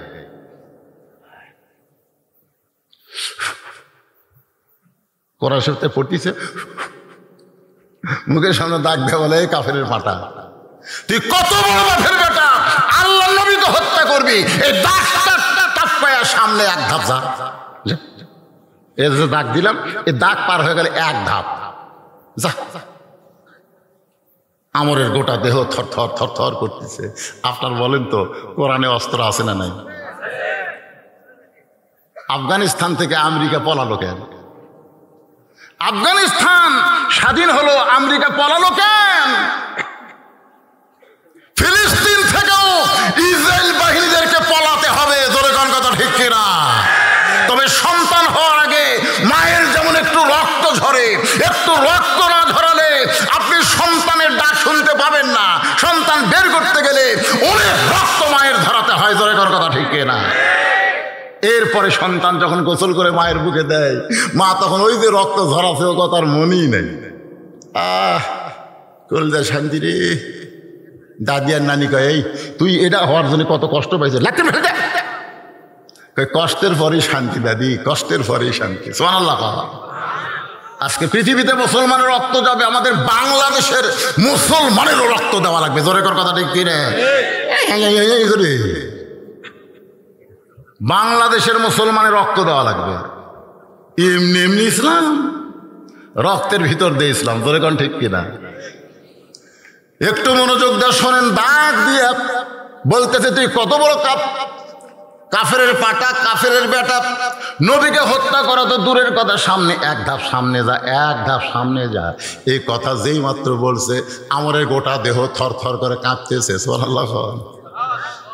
আপনারা বলেন তো বাড়িওয়ালা যদি ন্যাংলা হয়, বাড়িওয়ালা ন্যাংলা পঙ্গু, মানে হাতও পঙ্গু পাও পঙ্গু, কিন্তু চেতন আছে। আর চোর আমার মতন শক্তিশালী, ওই আশা কেবল জানলাত হাত দিছে। ন্যাংরা যদি বলে কে, আপনারা বলেন তো চোর থাকবে না দৌড় দিবি, কথা কন না কেন? চোর থাকবে না দৌড় দিবি কি জন্য? তোর তো শক্তি আছে, এত হাত পা পঙ্গু। চোর তোর বুঝবি চেতন আছে রে, চেতন থাকতে চুরি করা যাবে না। বাংলাদেশের মুসলমানকে চেতন থাকলে ওই ভারতের কুলাঙ্গারেরা বাংলাদেশের অভ্যন্তর নিয়ে নাক ডবাতে পারবে না, জোরে কোন কথা ঠিক কিনা? কিন্তু চেতন নাই তো।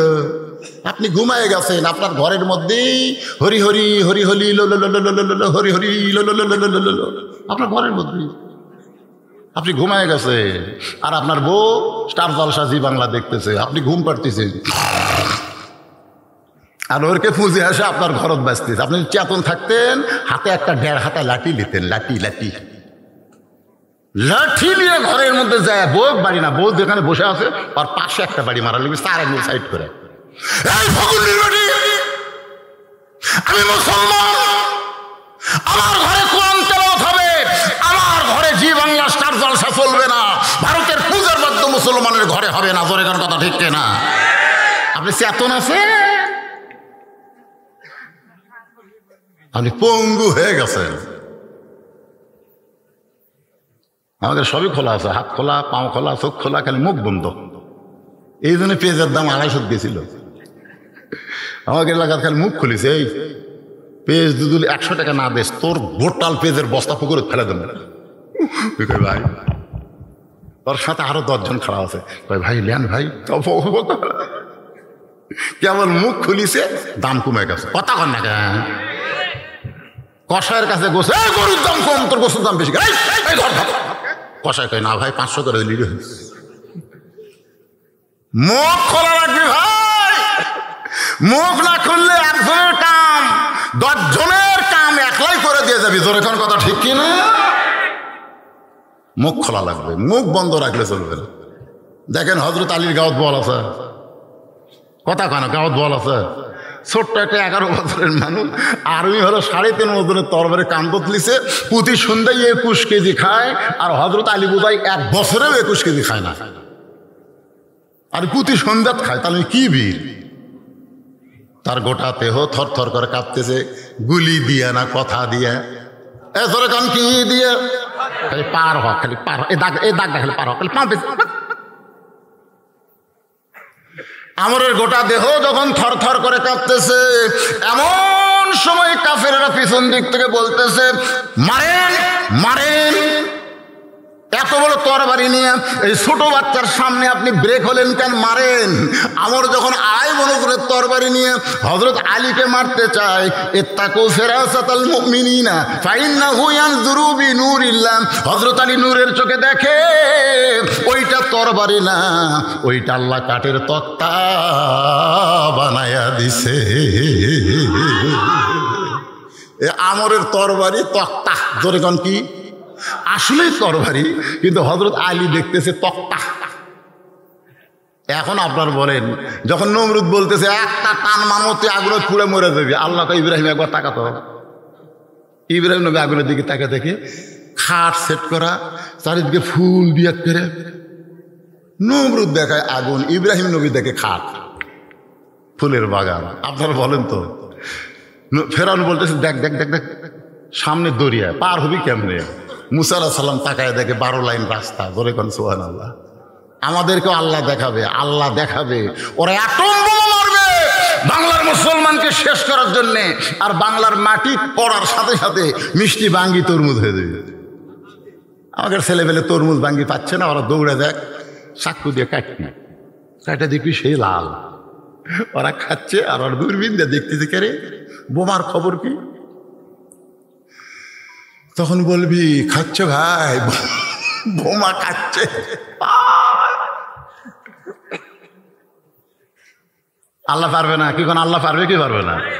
আল্লাহ সে আল্লাহ আছে না নাই, যে আগুনের চুলাকে শান্তির বাগান বানায়, দরিয়াকে রাস্তা বানায়, যে আল্লাহ আলীর জন্য কাফের আমরের তরবারি তক্তা বানায়, এখন বলেন সে আল্লাহ আছে না নাই? কিন্তু সাহস করে আমাকে বার হওয়া লাগবে, বার হওয়া লাগবে। যদি পুলিশ গুলি করি, এই গুলির ভয় করা যাবে না, গুলি বেঁকা হয়ে ওরকে মধ্যে একজনের কাছে ফুটবি, জোরে কোন কথা ঠিক না? একটু মনোযোগ দিয়ে শুনবেন। হযরত আলী তক্তা দেখার পরে এক লাফে তক্তার উপরে উঠে বিসমিল্লাহ বলে 27 ইঞ্চি, জোরে কোন কয় ইঞ্চি? আমরের ঘাড়ের মাপও হলো 27, আলীর তরবারির মাপও হলো 27, একের খাফের খাপ। এমন ভাবে বিসমিল্লাহ কয়ে লাগাইছে, সঙ্গে সঙ্গে আমরের দেহ থেকে কাল্লা বিচ্ছিন্ন, সমস্ত কাফের বেঈমান মারছে দৌড়। হযরত আলী নবীর কাছে, আলী নবীকে বুকের মধ্যে নিয়ে বলতেছে, আলী রে, এই মুহূর্তে আল্লাহ তাআলা জানাইছে আলী আলী না, আলী হলো আসাদুল্লাহিল গালিব। আলী খালি কান্দে, হুজুর আমি মারি নাই, হুজুর হুজুর আমি মারি নাই, আল্লাহর শপথ করে বলতেছে হুজুর আমি মারি নাই, খালি ঘাড় ঠেকাছি। আল্লাহ শপথ করে বলতেছে হুজুর আমি মারিনি, খালি এইরকম ঠেকাছি হুজুর। আল্লাহ বলতে চুপ, আল্লাহ রাসূল বল চুপ চুপ। এই কথা জানার কেউ না শোনে, ওরা এখন আসেনি, সাহাবের এখন আসেনি, আমি নবী দৌড়ে আসে তোটা, এটা যেন কেউ না শোনে, তুই যে ঠেকাতেই মরছে এটা যেন খুশ না। আলী ওই যে চুপ হয়ে গেছে, বুঝলেন? সোন আল্লাহ মুখ করে না। কামুজ দুর্গের দরজা হেসকা টান মারছে জিহাদের ময়দানে, যে দরজা 70 জন লাগে খুলতে লাগাইতে, সেই দরজা ঢাল বানাচ্ছে, সব কাফের ভয় দৌড়। আলী দরজা ফেলে দিছে, 80 গজ দূরে গিয়ে পড়ছে। সাহাবেরা গিয়ে বলতেছে ইয়া রাসূলুল্লাহ, আজকে মুসলমান বিনা যুদ্ধে জয়লাভ করলো। বলে কেমনে? বলে আলী খালি কামুজ দুর্গের দরজা হেসকা টান মারছে, ঢাল হয়ে গেছে, সব কাফের খুলে গেছে। বলে আলী কোথায়? আসতেছে। আল্লাহ রাসূল বলে আলী খবর কি? বলে হুজুর খবর শোনেননি, দরজা ধরে হেঁচকা টান মানো, ঢাল বানানো, সব ভয় দৌড়, দরজা ফেলে দিতে 80 গজ দূরে গিয়ে পড়ছে। ওর বিশ্বাস না হলে চলেন, দরজার কাছে নিয়ে যা বলতে তোলে এই দেখেন দরজা। রাসূলকে দেখে একটু আলগা করতো। হযরত আলী দরজা ধরে নিচে নড়ে, কিন্তু দরজা নড়ে না। আবার দরজা ধরে নিজেই নড়ে, কিন্তু দরজা নড়ে না। রাসূল বলে আলী রে, তুই নিজেই নড়িস কিন্তু দরজা নড়ে না। বলে ইয়া রাসূলুল্লাহ, এইটাই আমার হাতের ঢালও ছিল, এইটা ফেলা দিলে 80 গজ দূরে গিয়ে পড়েছে। রাসূল বলে আলী, আমরকে মারার কথা তোর মনে আছে? তুই মারিস নাই, কে মারছে? কারণ তুই তখন একলা ছিলি না, তোর সঙ্গে আমার আল্লাহ ছিল। তুই যখন দরজা টান মারছিস তখন তোর সঙ্গে কে ছিল? তুই যখন দরজা ফাইলা দিছিস তখন তোর সঙ্গে আল্লাহ ছিল, কিন্তু এখন আনি তুই একলা হয়ে গেছিস। এখান থেকে প্রমাণ হয়ে গেল মুসলমান যখন আল্লাহর রাহে কোনো কাজ করবে সেখানে মুসলমান একলা থাকে না, মুসলমানের সঙ্গে আমার আল্লাহ থাকে। নবীর কপাল ঘেমে ঘাম টপ টপ করে পড়তেছে। আবু বকরের মনে চিন্তা হয়, যেই মানুষটা কোনোদিন কাউরে কষ্ট দেয় নাই সেই মানুষটাকে আজকে গাড়ে সুরের মধ্যে আত্মগোপন করা লাগছে। আবু বকর রাদিয়াল্লাহু নবীর ঘামটা নিয়ে খুব লোভ হচ্ছে, বুঝলি, মুক্তার দানার মতন কপালে ঘাম, ওই ঘামটা নিয়ে নিজের চেহারার মধ্যে যেই মাত্র মালিশ করছে সঙ্গে সঙ্গে লক্ষ্য করে দেখে ওই ঘামের আলোতে গাড়ে সুর আলোকিত হয়ে গেছে। ওই আলো অবস্থায় দেখতে পায় গর্তের কোনায় একটা ছোট্ট ছিদ্র দেখতে পায়। ওই ছিদ্র দেখে আবু বকর চিন্তা করে, এই ছিদ্র দিয়ে কিছু বের হয়ে যদি আমার নবীরে কামড়ায়। গর্তের মধ্যে আছে দুইজন, কিন্তু নবীর মধ্যে নিজকে বিলীন করে দিয়ে বলতেছে কিছু বের হয়ে যদি আমার নবীকে কামড়ায়। বাম পাখানা গর্তের মুখে লাগাই দেয়। সঙ্গে সঙ্গে আল্লাহ তাআলা কোরআনে আয়াত নাজিল করে, আল্লাযী খালাকাল মাউতা ওয়াল হায়াতা লিয়াবলুয়াকুম আইয়ুকুম আহসানু আমালান ওয়া হুয়াল আজিজুল গফুর। আল্লাহ বলতেছে আজকে উত্তম আমলের পরীক্ষা হবে। এই সাবজা যা যে 5 ছিদ্রের মুখে দিয়ে আছে ওই পাওতে একটা কামড় দে। আল্লাহর হুকুমে বিষাক্ত সাপ আবু বকরের পায়ের তালুতে কামড় দেয়। সঙ্গে সঙ্গে কারেন্টের মতো বিষটা হযরত আবু বকরের কলিজায়। আবু বকর কান্দে আর বলে, সাপরে তুই আমাকে কামড় দিলি, তুই মনে করছিস বিষের যন্ত্রণায় আমি পা টান দেব? সাপরে, আমার নবী উরাতের উপরে ঘুম পাড়তেছে, আমি নড়বো না, পাও টান দেব না। সাপটা আবার কামড় মারে। কিতাবের মধ্যে আছে 5বার সাপটা কামড় মারলে গোটা দেহ থর থর করে কাঁপতেছে। অসতর্ক মুহূর্তে এক ফোঁটা পানি নবীর গাল মোবারকে পড়েছে। নবী আমার ঘুম থেকে চেতন পায় বলে, আবু বকর বাড়ির কথা মনে করে কাঁদতেছো, বিবি বাচ্চার কথা মনে করে কাঁদতেছো। আবু বকর বলে, রাসূলুল্লাহ ওই ছিদ্রের মুখে কিটা দিছি, বারবার কামড় দেয়। নবী ডাক দিল, আবু বকর বিষাক্ত সাপের কামড়ে তুমি মরে যাচ্ছ, অথচ আমার ঘুম থেকে ডাক দিলা না। আবু বকর বলে, রাসূলুল্লাহ ওই আল্লাহর শপথ করে বলতেছি আমার জীবনের চাইতে আপনার ঘুমের দাম বেশি। আমি গেছিলাম গাড়ে সুরে আপনাকে দোয়াই, ওই গাড়ে সুরের পাশেই মাত্র 25 মিটার দূরে একটা গর্ত পর্যন্ত আবু জেলের আসছে। আবু জেলেরা খুঁজতে খুঁজতে আসিছে। আবু বকর বলে, হুজুর ওই হুজুরকে পাও দেখা যায়। আল্লাহ রাসূল মুসকে মুসকে হাসে, হুজুর আপনাকে খুঁজতেছে আর আপনি হাসতেছেন। রাসূলকে, আবু বকর তুমি কি মনে করছো আমরা দুইজন? আবু বকর বলে, হুজুর আমরাই তো দুইজন। না, আমাদের সঙ্গে আর একজন আছে, তিনি হলেন আমাদের আল্লাহ। জোরে কান সুবহানাল্লাহ। হিজরত করে চলে গেলেন রাসূল মদিনায়। 13 বছরে মক্কায় কলেমার দাওয়াত দিয়ে মুসলমানের সন্তানেরা শোনেন, ইন্না নাহনু নাযালনা যিকরা ওয়া ইন্না লাহু লাহাফিজুন। এই কোরআনকে মক্কা থেকে আল্লাহ নবী মদিনায় নিয়ে গেছে। সুবহানাল্লাহ কর না কেন? কোরআনকে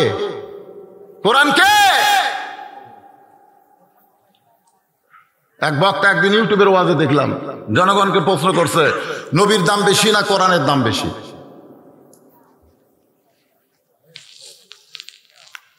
যে সমস্ত শ্রোতারা বলতেছে কোরআনের দাম বেশি। আপনাদের ঘাড় প্রশ্ন হলো, আল্লাহর কোরআনের দাম বেশি না আল্লাহর নবীর দাম বেশি? বুঝা শোনা কোন পারে? যারা মুখ বন্ধ করা আছে এরা খুব চালাক। সবাই একটু ঝাঁকিয়ে ছেলেরা, মেসির দাম বেশি না নেইমারের দাম বেশি? হ্যাঁ, আমাদের 5 ফের একদিন সেই গন্ডগোল, যেদিন ব্রাজিল হেললো, বুঝলেন, ব্রাজিলের পতাকা টাঙ্গা ছিল, ছিঁড়ে বুঝছেন 2-1 ওটি পেশাব করলো। পেশাব করে আমরা টয়লেট পেপারলেই ওরা ওই ব্রাজিলের পতাকা দিয়া পেশাব মুছল। আজকে আমি আপনাদের কাছে জানতে চাচ্ছি, বাজান একটু চিন্তা করে বলেন তো, নবীর দাম বেশি না কোরআনের দাম বেশি? জানেন না?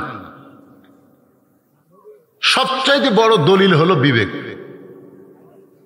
আবু বকরের বিবেক ছিল বলে কোরআন গ্রহণ করছে, আর আবু জেহেলের বিবেক ছিল না বলে আল্লাহর কোরআন গ্রহণ করেনি। সবচাইতে বড় আদালতের নাম হলো বিবেক। যেরকম আদালতের নাম কি? সেই বিবেকের আদালতে একটু চিন্তা করে বলেন তো কার দাম বেশি? হ্যাঁ, নবী যখন দুনিয়া থেকে বিদায় নিয়েছে, কতিপয় সাহাবে এসে মা আয়েশার ঘরের দরজায় বললেন, মা, নবীর সম্পর্কে আমরা একটু জানবার চাই। মা আয়েশা বললেন, তোমরা কি আল্লাহর কোরআন পড়ো নাই? বলে, হ্যাঁ, আমরা আল্লাহর কোরআন পড়ি। মা আয়েশা বললেন, আল্লাহর কোরআন যদি তোমরা পড়ে থাকো তাহলে শোনো, আল্লাহর কোরআনও যেমন আল্লাহর নবীও তেমন। কোরআন হলো আল্লাহর ওহী, আর বাস্তবে কোরআন হলো আল্লাহর নবী। জোরে কোন সুবহানাল্লাহ। আল্লাহ কোরআনে বলেছেন, মা ইয়ান্তিকু আনিল হাওয়া ইন হুয়া ইল্লা ওয়াহয়ুন ইউহা। আজকে আমি দুটা প্রশ্ন আপনাদের সামনে করছি। প্রথম প্রশ্ন কি করছে মনে আছেন? আপনাকে খালি বলছে জানি না কোন, সেটা কি? সূরা ইখলাস কেন নাম হলো মনে নাই? একজন কইছে মনে আছে। কেবারে মুরব্বীরা, এ ভাই, এ ভাই, কি বা নামও তো জানি রে ভাই। ও লোক তো উঠতেছে না, দু একটা মুরব্বী উঠতেছে, এখন মধ্যে একটা যুবক ওঠেনি। খালি যুবকেরা যদি কোরআনের মহব্বতে বসে থাকবার পারেন আজকের আখেরি মোনাজাত পর্যন্ত, আমি বলতেছি তোমাকে বউ নিয়ে কোনো টেনশন করা লাগবে না। পেশাব যারা বেশিক্ষণ কন্ট্রোল করে তাদের যৌবনও কন্ট্রোলে থাকে। ধরে এখন সুবহানাল্লাহ। আর ঘন ঘন ঘন ঘন যারা মারে,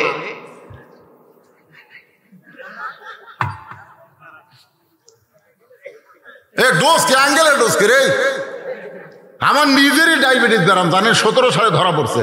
ডাক্তার কইল, হুজুর যখন ওয়াশ করবেন তখন পেশাবে ঝাঁকিতে পেশাব নিচে তৈলে ভরে দেবি, 1 ঘন্টা পর পর পেশাব না করলে আপনার কিডনি ড্যামেজ হবে। আমি এই কথা শোনার পরে 1 ঘন্টা ওয়াশ করতে দেখি তলপেট খালি চিনচিন করে। আমি চিন্তা করলাম 1 ঘন্টা পরে যদি সর্বাধিক মাইক দিয়ে আমি পেশাব করে যাই, তো জনগণ আসতে তওবা করবি, এই বক্তাকার দাওয়াত দেবো না যে ওয়াশ করতে করতে পেশাব করে যায়।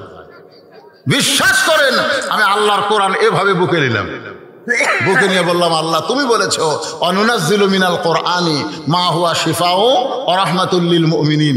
এই কোরআনকে যাবতীয় রোগের ওষুধ হিসাবে তুমি নাজিল করছো। তাহলে ওয়াজ করতে যে হাত পেশাব তল ভরে গেছে, যাবো না, যাবো না, যাবো না।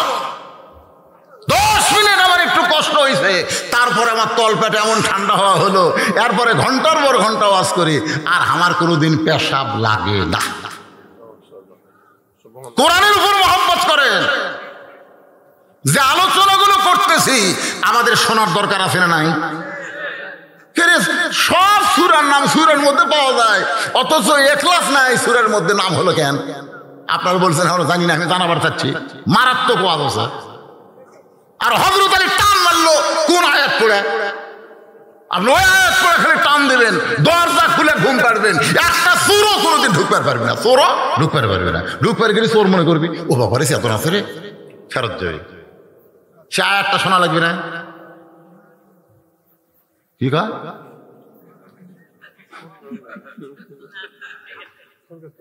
হ্যাঁ, তারপর যে ওয়াজটা করতেছি সে ওয়াজটাও তো শুনতে হবে। এখন পর্যন্ত ওয়াজের বাজান শেষ পর্যায়ে আমি আসতে পারি নাই, তবে আসতে গেলে আরো 10 থেকে 15 মিনিট লাগবে। সমস্যা আছে? তারপরে আপনাকে জন্য তাবারকের ব্যবস্থা আছে।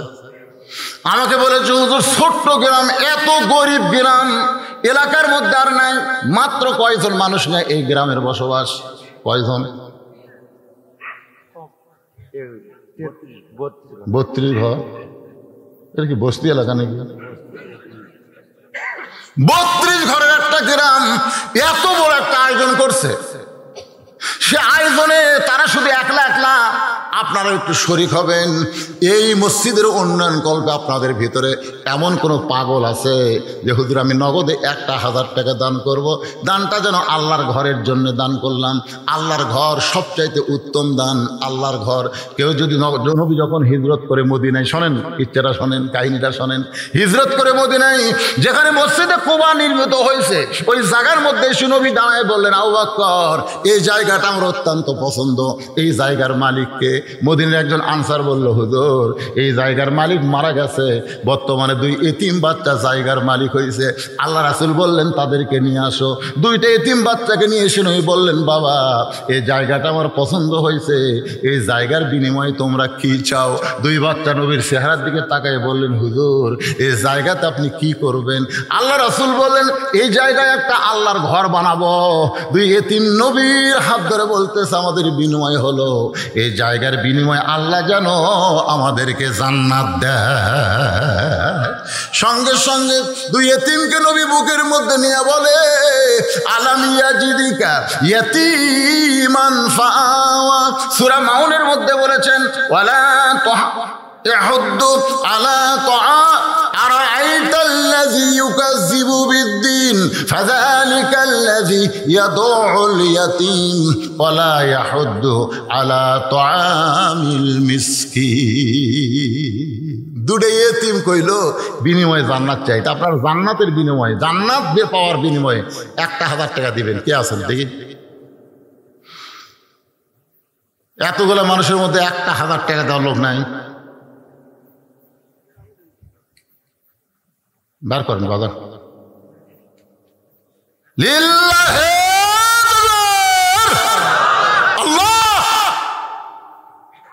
তোমার ঘরে 1,000 টাকা দান করলো, আল্লাহর বিনিময়ে তুমি তাকে জান্নাতের মালিক বানায় দাও। জোরে কোন আমিন। সবাই বলে আল্লাহুম্মা আমিন। তোমার বাপ বেঁচে আছে? মা? বাবার কবরকে আল্লাহ জান্নাত বানায় দেখ, মাকে আল্লাহ হায়াত দারাজ করুক। জোরে কোন আমিন। 1,000 টাকা দান করেছে। কি নাম বাপ জানেন? নামও সুন্দর বারে, সাত্তার মানে গোপনকারী। সাত্তার মানে কি? 70 থেকে 70 গোপনকারী। আল্লাহ সাত্তার তোমার বান্দা 1,000 টাকা তোমার ঘরে করলো দান, আল্লাহ দানকে কবুল করে জান্নাতের মালিক বানান। করে কারণ আমিন। এই ভাইজারে আর কেউ নাই 1,000 টাকা দেওয়ার? টাকা পকেটত আছে, আপনি দিচ্ছেন না, মনে করবেন আজ হোক কাল হোক আপনার ডাক্তার দেওয়া লাগবে। আর সদকা তো তারুদ্দুল বালা, দান সদকা করলে আল্লাহ বালা মুসিবত থেকে হেফাজত করে। আমার গাড়ি যেভাবে ধ্বংস হলো, আমি সেদিন মরে যেতাম, কিন্তু না মরার কারণ হলো 3টা। 1 নম্বর কারণ হলো প্রত্যেক মাসের 2 তারিখে আমার মাদ্রাসার হুজুর মোহতামিম কারি, তারপরে বাবুর সেদিন বেতন দেই কয় তারিখে? 2 তারিখ। আমার অ্যাক্সিডেন্ট হতে কয় তারিখ? 1 তারিখ। আপনার বাড়ি এটা কাগজে লিখবি এরকম কোন লোক আছে? নাম কি বাবা? ও বাবার নামও সুন্দর। আব্দুল সাত্তারের পরে হযরত আলী আইছে। ছেলে কি করে? মারা গেছে। মারা ছেলের জন্য দোয়া। কয় বছর বয়স ঘুরছে? 21 বছরের তরতার যুবক ছেলে মারা গেছে মাগফিরাতে। 100 টাকা নগদ, বাকি 900। 1,000 টাকা দান করেছে। হযরত আলীর দানকে আল্লাহ কবুল করে তার সন্তানের কবরকে জান্নাত বানায় দেন। জোরে কোন আমিন। এই জোরে বল আল্লাহুম্মা আমিন। 2 তারিখে আমি বেতন দেই, আল্লাহ দেখতেছি 1-2 দিন মারি বেতনকে দিবি। আর আমার মা আছে, আমার বাবা 18 সালে মারা গেছে। আমার মা সবসময় বলে, তোর বাবার জানাজা করছিস কান্দে কান্দে, আমি মরলে আমার জানাজা করা লাগবে। আমি বললাম, মা তুমি আগে মরবো না? আমি আগে মরবো, কেমনে জানবো? মা বলতেছে, কে আমি বেঁচে থাকতে তোকে মারে কে? সবসময় আল্লাহর কাছে দোয়া করবো রে, আল্লাহ আমার সন্তানের হায়াত দাও। আমি হাদিস পড়ে দেখলাম বাপ মায়ের দোয়া আল্লাহ ফেরত দেয় না। হয়তো মায়ের জানাজা করার জন্য আল্লাহ পাক আমাকে হায়াতে রাখছে। জোরে কোন কথা ঠিক কিনা? এই জন্য ভাই, দান সদ্গা বিশাল ব্যাপার। আমি আপনাদের এলাকা আগে ওয়াজ করছি, 17 বছর ওয়াজ করছি আমি বেগার দেওয়ার মতন। আপনাদের মনে আছে? উপরে 500 টাকা দিয়ে ভিতরে খালি 10 টাকা লোট এইরকম মোটা করে দিয়েছেন, পকেটে থুছি। বাড়ির যা দিকে 600। 2007 সালে যখন আমার স্বামী অ্যাক্সিডেন্ট করে মারা যায়, তখন আমি নিয়ত করলাম যে আর এই কাম করলে হবে না, এমন একটা জিনিস করা লাগবে যেটা করলে মরে গেলেও আমি জীবিত থাকবো। 200 শতক জায়গায়, 1 শতক না, 200 শতক জায়গার উপরে আমি মসজিদ, মাদ্রাসা, এতিমখানা নির্মাণ করেছি। পৃথিবীর কারো কাছ থেকে 1 টাকাও দান সদকা নেইনি। সম্পূর্ণ টাকা হলো আমার ওয়াজের টাকা। এই যে টাকা আপনারা দেন, এই টাকা দিয়ে আমি মাদ্রাসা, মসজিদ, এতিমখানা চলাই। বিপদ মুসিবত আসলে আল্লাহ কাটে দেয়। সুবহানাল্লাহ। এর আগে কয়েকবার মরছি, কিন্তু আসল মরা এখনো মরিনি। তা আপনারা 1,000 টাকা দিতে আপত্তি করতেছেন কেন? আপনার বউ যে গোসলখানা যে পা পিছলে পুরা মাজা ভাঙবি ছিল, আপনি জানেন? অ্যাম্বুলেন্স করে নিয়ে যাতে খরচ পড়বে 6,000, মাথা সারাতে 2.5 লাখ। এত টাকা কুটি পাবেন পারে? 1,000 দেন, 1,000 টাকা দেন। নগদ যদি না পারে এরা বাকিও লিখতেছে, অসুবিধা নেই। হাত তোলা বলেন, হুজুর আল্লাহর ঘরের জন্য আমি 1,000 টাকা দান করব। একটু বলেন। দুনিয়ারই সম্পদ। জি, কি নাম বাবা? বাড়ি এই মানদাইন 4 মাথা মজিবর লেখেন। কুটি লেখ না কুটি মানদাইনের মজিবর 4 মাথা বাড়ি, 1,000 টাকা দান করবে। আল্লাহ দানকে কবুল করেন, নেক নিয়ত দেখে আশা পুরা করেন। জোরে কান আমিন। আমার মা বোনেরা যে পর্দার মধ্যে আছেন, আপনার যাবেন মা বোনদের কাছে একটু গামছা নিয়ে যাবেন, রুমাল নিয়ে যাবেন। আমার মা বোনেরা দান করবে। আর এই মাহফিল কমিটির লোকেরা কোথায়? আদায় যখনই শুরু করছি তখন আপনার ব্যাগলে নামা লাগবে না? কুটি নামছে ব্যাগলে? একজনও নামে না, এখন নাম্বার চাচ্ছে কেবল মশান লিখছে। এই আপনারা ব্যাগ দিলে আমার দিকে তাকান না কেন? ব্যাগ আপনাদের কাছে যাবে, আপনারা কারা কারা টাকা দিবেন না? হাত তোলেন তো দেখি। দিবেন না? দিবেন না? দিবি, আমি দিবি কইনি। কারা কারা দিবেন না? কারা কারা টাকা দিবেন? 10 হোক, 20 হোক, 50 হোক, 100 হোক, একেবারে দিবেন। কারা কারা দিবেন একটা হাত তোলেন তো দেখি, যারা দিবেন। এ হাত তোলেন না, 10 টাকা দিবেন পারবেন না? ওটা অত এরকম হাত তুলছে,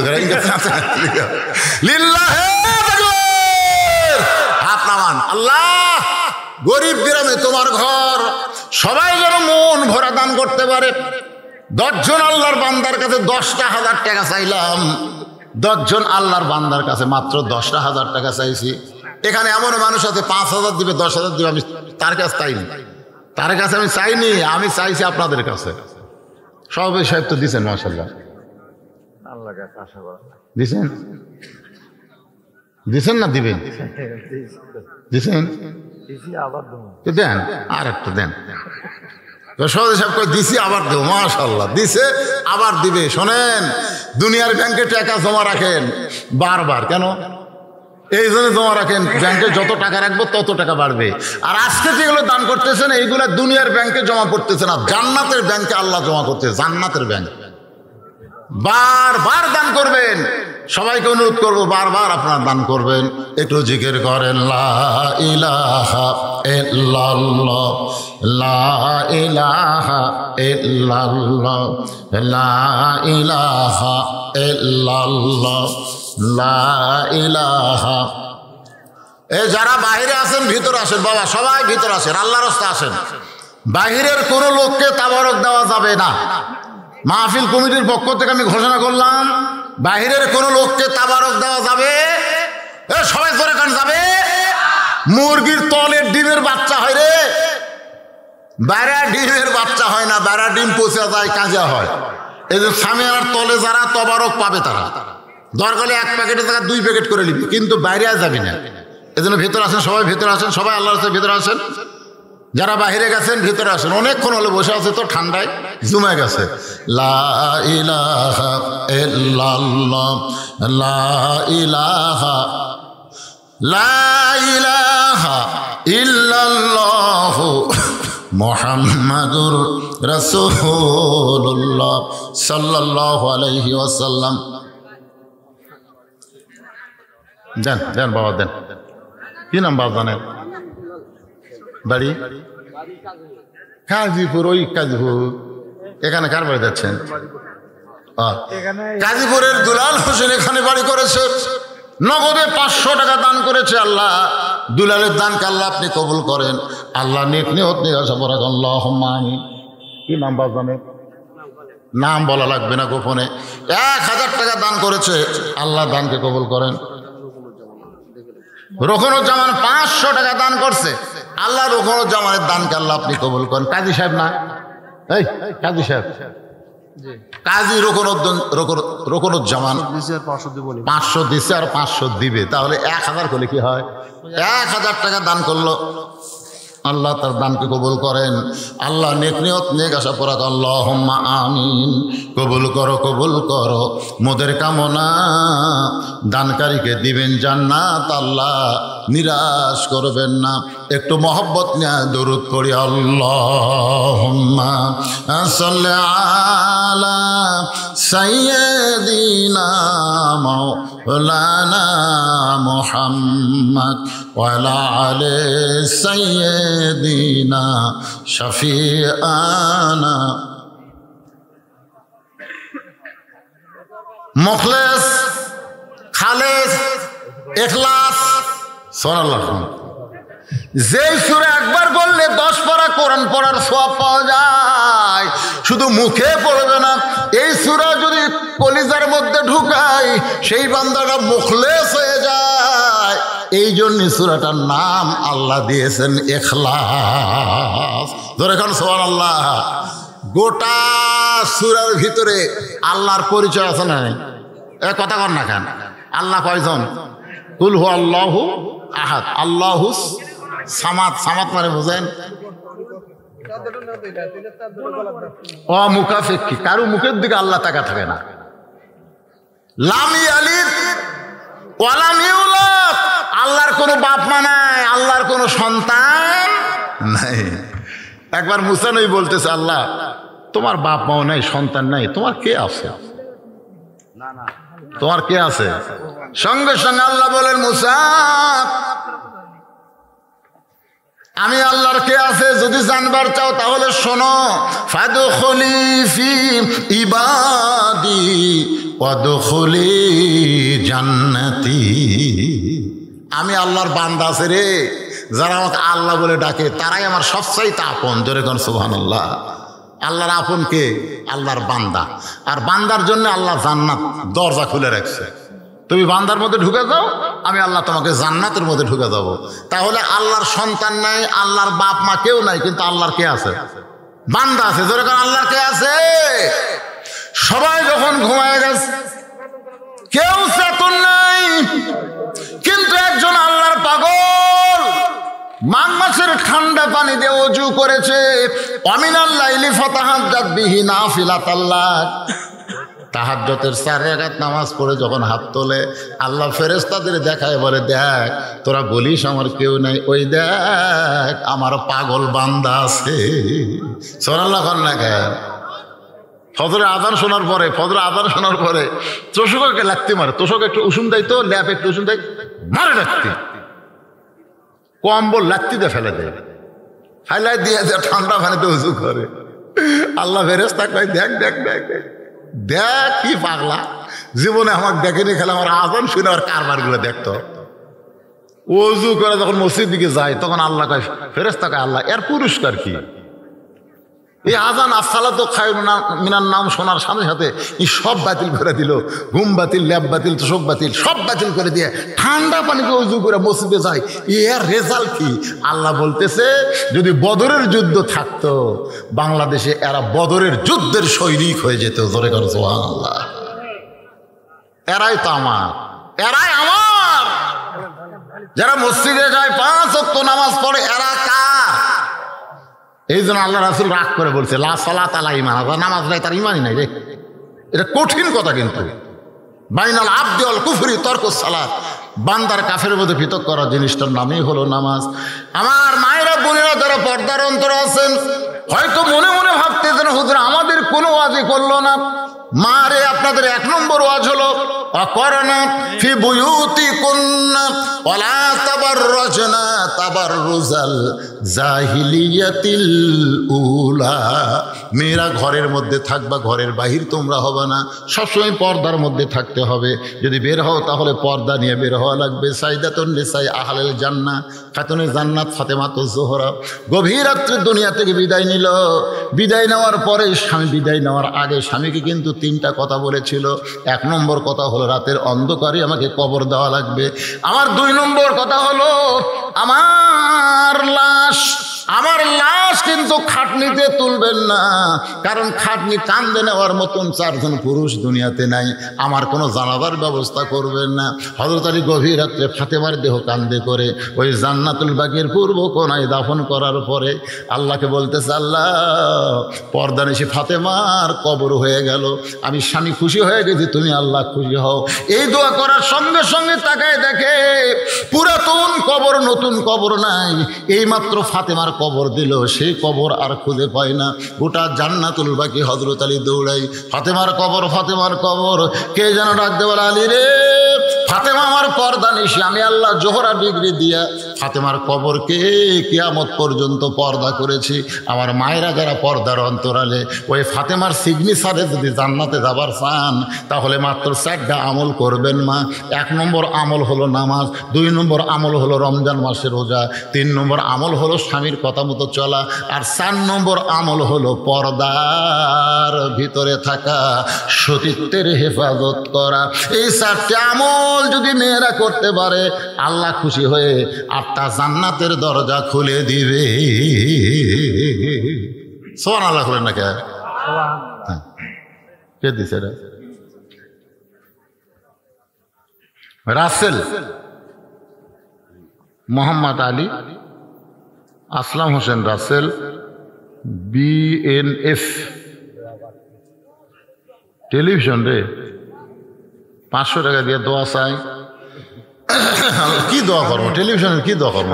3000 টাকা টেলিভিশনের দোকান নাকি? কি রে? শামীম 3000 টাকা। কি নাম? শামীম 3000 টাকা। নান্দুরার শামীম, নান্দুরার শামীম, নান্দুর এই গ্রামের নামে তো নাম, নান্দুর এই গ্রামে তো কেউ দান করেনি, এই শামীমটাই খালি করলো। শামীম কুটি, সে সোনার স্থান কুটি রায় আগে গেছে।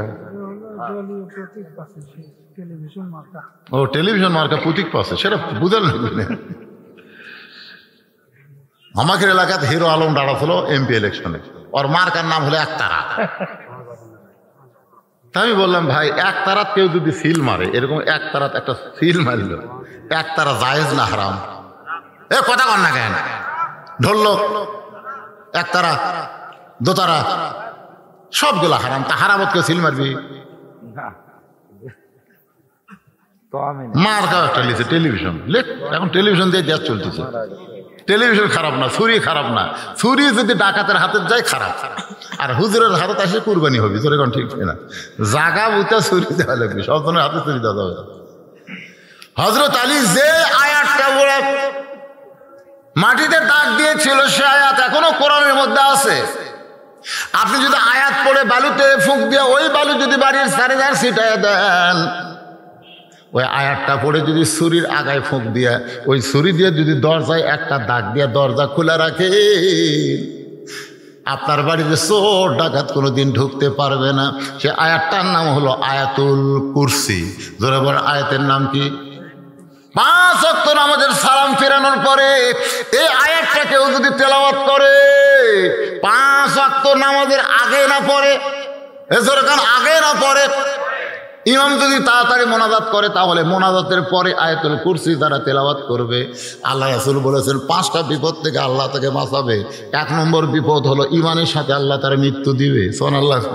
2 নম্বর বিপদ হলো, কঠিন বিপদ কিন্তু আসবে 2 নম্বর, সেই বিপদটা হলো আল্লাহ তাআলা কবরের আযাব থেকে তাকে মাফ করে 3টা প্রশ্নের উত্তর তার জন্য সহজ করে দিবে।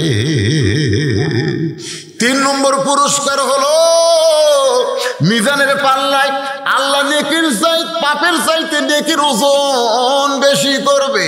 4 নম্বর পুরস্কার হলো বিজলি আকারে পুলসিরাত পাড়ি দিবে। 6 নম্বর পুরস্কার হলো সালামুন আলাইকুম তিবতুম ফাদখুলুহা খালিদিন, চিরস্থায়ী আল্লাহ জান্নাতের দরজা খুলে দিবে। তো নামাজের আগে না পরে এই আমলের মাধ্যমে কিন্তু 5 ওয়াক্ত নামাজ পড়াই লাগবে। জোরে কোন কথা ঠিক না, না পড়ে মাঝে মধ্যে নামাজের পরে কলে বাদান, তাহলে বোঝা গেল নামাজও ধরা লাগতেছে, আয়াতুল কুরসিও মারা লাগতেছে। জোরে কোন ঠিক ছিল? কত বড় চালাক বারে আল্লাহ রে। হ্যাঁ, নামাজ যদি কেউ ধরে, খালি নামাজ ধরো মা সন্তানেরা, খালি নামাজ ধরো। ইন্না সালাতা তানহাল ফাহশাই ওয়াল মুনকার, একমাত্র নামাজই পারে মানুষকে যাবতীয় খারাপি থেকে বাঁচায় দিতে। আল্লাহ আমাদের সকলের জন্য কবুল করুক। সকলে বলে আমিন। ফজরের নামাজ আমাদের জামাতের সঙ্গে পড়তে হবে, রাজি আছেন তো? দুই একজন কয়, বাদ বাকি কয় না। আল্লাহ সকলের জন্য ফজরের নামাজ জামাতে কবুল করুক, জোরে করে আমিন। আস্তাগফিরুল্লাহ পড়েন, আস্তাগফিরুল্লাহ। দেন তহমিনা দিছিল 500 টাকা, মারা গেছে। ও তহমিনা মারা গেছে, তার রুহের মাগফিরাতে 500 টাকা দান করেছে, আল্লাহ কবুল করেন, নান্দুরা 500 টাকা। আমিন। নান্দুরার 500 টাকা দান করছে, আল্লাহ কবুল করেন। তো বিশাল জিনিস বারে দলিল। ও আচ্ছা আচ্ছা, ঠিক আছে। আমি একটা, পূর্বের নাম ছিল শ্রী গৌতম ঘোষ, বর্তমান নাম হলো মোহাম্মদ ইব্রাহিম। পিতা শ্রী বীরমল চন্দ্র ঘোষ, মাতা মৃত শ্রীমতী অঞ্জলি ঘোষ। সাং হলো শ্যামপুর, পোস্ট হলো পুরানোপুল, থানা ও জেলা জয়পুরহাট। পেশা ও ব্যবসা, ধর্ম হলো ইসলাম, জাতীয়তা বাংলাদেশি। বয়স অনুমান 50 বছর। এখানে যে কথাটা লেখা আছে, ইনি আগে হিন্দু ছিল, এখন মুসলমান হয়ে গেছে। মুসলমান হওয়ার পরে বহু বিপদ আপদ মুসিবতের মধ্যে সে পড়ে গেছে। ধর্ম তো প্রতিজ্ঞাপূর্বক ঘোষণা করতেছি যে আমি বর্তমানে একজন মুসলমান, পূর্ণ সাবালক এবং সুস্থ পুরুষ। ছোটবেলা হইতে আমি আমার পাড়া প্রতিবেশী মুসলমান বন্ধু বান্ধবের সহিত মিলামেশা করি। ইসলাম ধর্মের বিভিন্ন আচার অনুষ্ঠান অংশগ্রহণ করিয়া আমার নিকট প্রতীয়মান হইতেছে যে ইসলাম ধর্ম শান্তি ও সম্প্রীতির ধর্ম এবং সর্বশ্রেষ্ঠ ধর্ম। সুবহানাল্লাহ বলেন। উনি তখন হিন্দু থাকা অবস্থায় এরকম চিন্তা করছে। ইসলাম ধর্মের বিভিন্ন অনুষ্ঠানে আমি অংশগ্রহণ করিয়া বন্ধু বান্ধবের সহিত মিলামেশা করে আমি ক্রমান্বয়ে ইসলাম ধর্মের প্রতি আকৃষ্ট হয়ে পড়ি। এমত অবস্থায় ইহলৌকিক পারলৌকিক মঙ্গলের জন্য অদ্য সম্পূর্ণ স্বেচ্ছায় সজ্ঞানে আমার জন্মগত সনাতন হিন্দু ধর্ম পরিত্যাগ করিয়া ইসলাম ধর্মের প্রতি বিশ্বাস স্থাপন করে একজন মৌলবীর মাধ্যমে ইসলাম ধর্মের মূল মন্ত্র কলেমা তাইয়্যিবা লা ইলাহা ইল্লাল্লাহু মুহাম্মাদুর রাসূলুল্লাহ সাল্লাল্লাহু আলাইহি ওয়াসাল্লাম পাঠ করে পবিত্র ইসলাম গ্রহণ করিলাম। মানে উনিও মুসলমান হয়ে গেছে, মাশাআল্লাহ। তারপরের পৃষ্ঠায়, অদ্য হইতে আমি ইসলাম ধর্মের বিভিন্ন বিধান অনুশাসন মানিয়া চলিব এবং সমাজ একজন মুসলমান পুরুষ হিসাবে পরিচিত হইব। অদ্য হইতে আমি আমার পুরাতন নাম শ্রী গৌতম ঘোষ পরিবর্তে আমার নাম ইব্রাহিম নামে পরিচিত হইলাম। আমার এই রূপ ধর্মান্তর হওয়ার ব্যাপারে কেহ কোনো প্ররোচিত করে নাই বা চাপ প্রয়োগ করে নাই বা ফুসলায় নাই। অদ্য আমি বগুড়া নোটারি পাবলিক কার্যালয়ে হাজির হইয়া অন্যের বিনা প্ররোচনায় আমার এই ধর্মান্তরিত হওয়ার ব্যাপারে সম্পূর্ণ স্বেচ্ছায় সজ্ঞানে অত্র এফিডেভিট সম্পাদন করিলাম। মাশাআল্লাহ। তো এইটা এখানে দেওয়ার পিছনে কারণ হলো উনি এখন বড় অসহায় অবস্থায় আছেন। ওনার বোনটা জেলে আছে, আমি 3 মাস হলে জামিনে এসেছি। হ্যাঁ, ওনার বোনটা এখনো জেলে আছে, উনি 3 মাস হলে জামিনে বের হয়েছেন। কিছু আপনাকে জেলে দিল কি? বাপ ভাই ও আচ্ছা, বাপ ভাইয়ের কেস করার কারণে বোন এখনো জেলে আছে, উনি এখনো 3 মাস আগে। দাদা দাদি মারা গেছে, ওই স্বামী আবার 1000 টাকা। স্বামীর দাদা দাদি মারা গেছে, রুহের মাগফিরাতে স্বামী আবার 1000 টাকা দান করছে। আল্লাহ দাদা দাদির কবরকে জান্নাতের টুকরা বানায় দেন, সকলে বলে আমিন। আপনি একটু ভিতরে যান, বাধা নাই দেয়। এ ভাই কোথায় গেল? আপনি একটু ভিতরে যান। আপনারা সবাই প্রাণ খুশি করে একজন মুসলিম তাকে আপনার কিছু দান করেন, যে যা পারেন, 10, 20, 50, 100 আল্লাহর হস্তে সবাই একটু দান করেন। ভাই ওনার পক্ষে থেকে কেউ আপনার একজন দাঁড়ান। এতগুলো মানুষের কাছে ওনার একা যাওয়া কষ্টকর হবে। মনির দাতা সদস্য ছিল, মনির দাতা সদস্য ছিল, 500 টাকা দান করছে। আল্লাহ তার দানকে কবুল করেন, আল্লাহুম্মা আমিন। দেন সবাই একটু দেন, ভাই দেন, সবাই একটু দেন, আল্লাহর রাস্তায় দেন। করছি তো 10-15 মিনিটের মধ্যে প্যাকেট ক্লিয়ার হয়ে যাবে। ঠিক আছে, অসুবিধা নেই।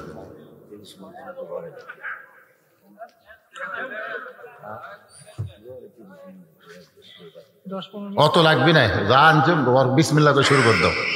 যাও বিসমিল্লাহ করে শুরু করো, ভয় করার দরকার নেই। সব আল্লাহ আছে না নাই? হ্যাঁ লাগবে। কি কয় এখন শেষ হতে চাই? যাও নিয়ে আসো, দাও এদিকে বস্তা নিয়ে আসো। প্যাকেট ব্যবস্থা হয়েছে আপনাদের জন্য, সবার জন্য তাবারকের ব্যবস্থা আছে। মিষ্টি নাই, তবারক। তাবারক তায়াজাল জালালি ওয়াল ইকরাম। আল্লাহ চাহে তো আগামী 24শে ডিসেম্বর এই যে বড় পুকুরিয়া জামাইলের পাশেই ওখানে আবার আপনাদের সঙ্গে দেখা হবে ইনশাআল্লাহ। আল্লাহ যেন কবুল করে, যেরকম আমিন। হ্যাঁ, কে 6,000 মুখ তোর বান্দাকের কোন বিদ্যুৎ রে? ও আচ্ছা আচ্ছা, কথা মনে করছে ছুট্টু বিদ্যুৎ, এই নান্দুরারি বিদ্যুৎ। মাশাআল্লাহ, যখন কারেন্ট যায় তখন আবার ফোন দিলে চলে আসে। বিদ্যুৎ 6,000 টাকা ধরে বলেন মারহাবা। বিদ্যুতের বাপ নাই, আছে ভাই, এই মসজিদ কমিটির সভাপতিকে, মসজিদ কমিটির সভাপতি অসুস্থ, তার সুস্থতার জন্য তার ছেলে পেলে এসে তো দোয়া দেওয়া দরকার। মালেক, আব্দুল মালেক কুটিরে, এই সভাপতি সাহেবের ছেলে আব্দুল মালেক এলাকার নাই। সেটারি কে ভাই? সেটারি আব্দুল সামাদ দেয়নি। আব্দুল সামাদ সাহেব 1000, আলামিন 1000। দেখেন, আলামিন নাম 1000 টাকা দান করছে আল্লাহ। আলামিনের দানকে আল্লাহ আপনি কবুল কর, আল্লাহুম্মা আমিন। আপনারা গ্রামের লোকেরা যদি না দেন, বাইরের লোকেরা তো দানে উৎসাহ কম পাবে।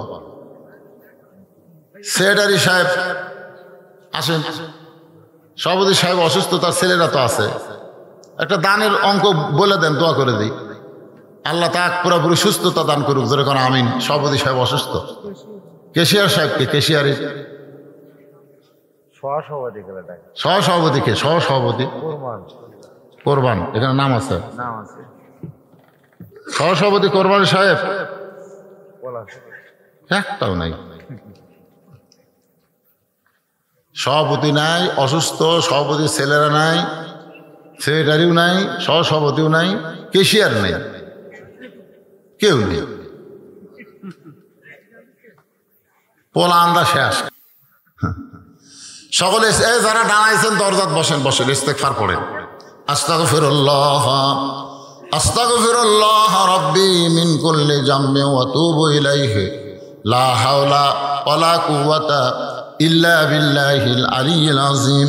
আল্লাহুম্মা সাল্লি আলা মুহাম্মাদিন ওয়া আলা আলি মুহাম্মাদ কামা সাল্লাইতা আলা ইব্রাহিম ওয়া আলা আলি ইব্রাহিম ইন্নাকা হামিদুম মাজিদ। আল্লাহুম্মা বারিক আলা মুহাম্মাদ ওয়া আলা আলি মুহাম্মাদ কামা বারাকতা আলা ইব্রাহিম ওয়া আলা আলি ইব্রাহিম ইন্নাকা হামিদুম মাজিদ। আপনি কিছু বলবেন জনগণের উদ্দেশ্যে সভাপতি সাহেব? না, সভাপতির তো কিছু বলার দরকার। কিছু বলার দরকার নাই, বলেন।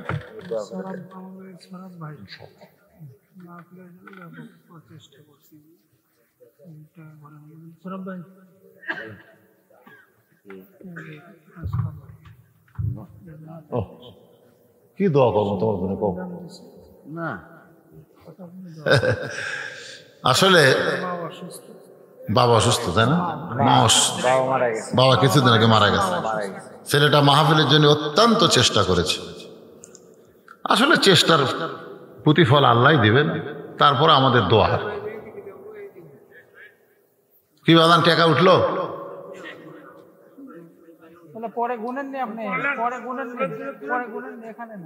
এই সব মিলেই কটায় নাকি?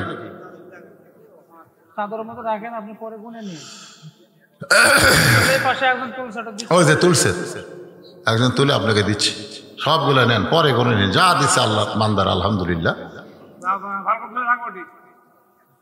আল্লাহুম্মা আমিন। আল্লাহুম্মা আনতাস সালাম ওয়া মিনকাস সালাম তাবারাকতা ইয়া যাল জালালি ওয়াল ইকরাম। আয় আল্লাহ তাআলা, ছোট্ট একটা গ্রাম নান্দুরা, আল্লাহ সেই গ্রামের বাবাজিরা, আল্লাহ সেই গ্রামের যুবকেরা, সেই গ্রামের লোকেরা মিলেমিশে এত বড় একটা জান্নাতের বাগান লাগাই দিছে। আল্লাহ মেহেরবানি করে আজকের মাহফিল আমাদের সকলের হেদায়েতের জন্যে, নাজাতের জন্যে, জান্নাতের জন্যে কবুল করে না। এই মাহফিলের শুরু থেকে শেষ পর্যন্ত যত আলোচনা হয়েছে আল্লাহ, এর মধ্যে যদি ত্রুটি হয়, ভুল হয়, মাফ করে দাও।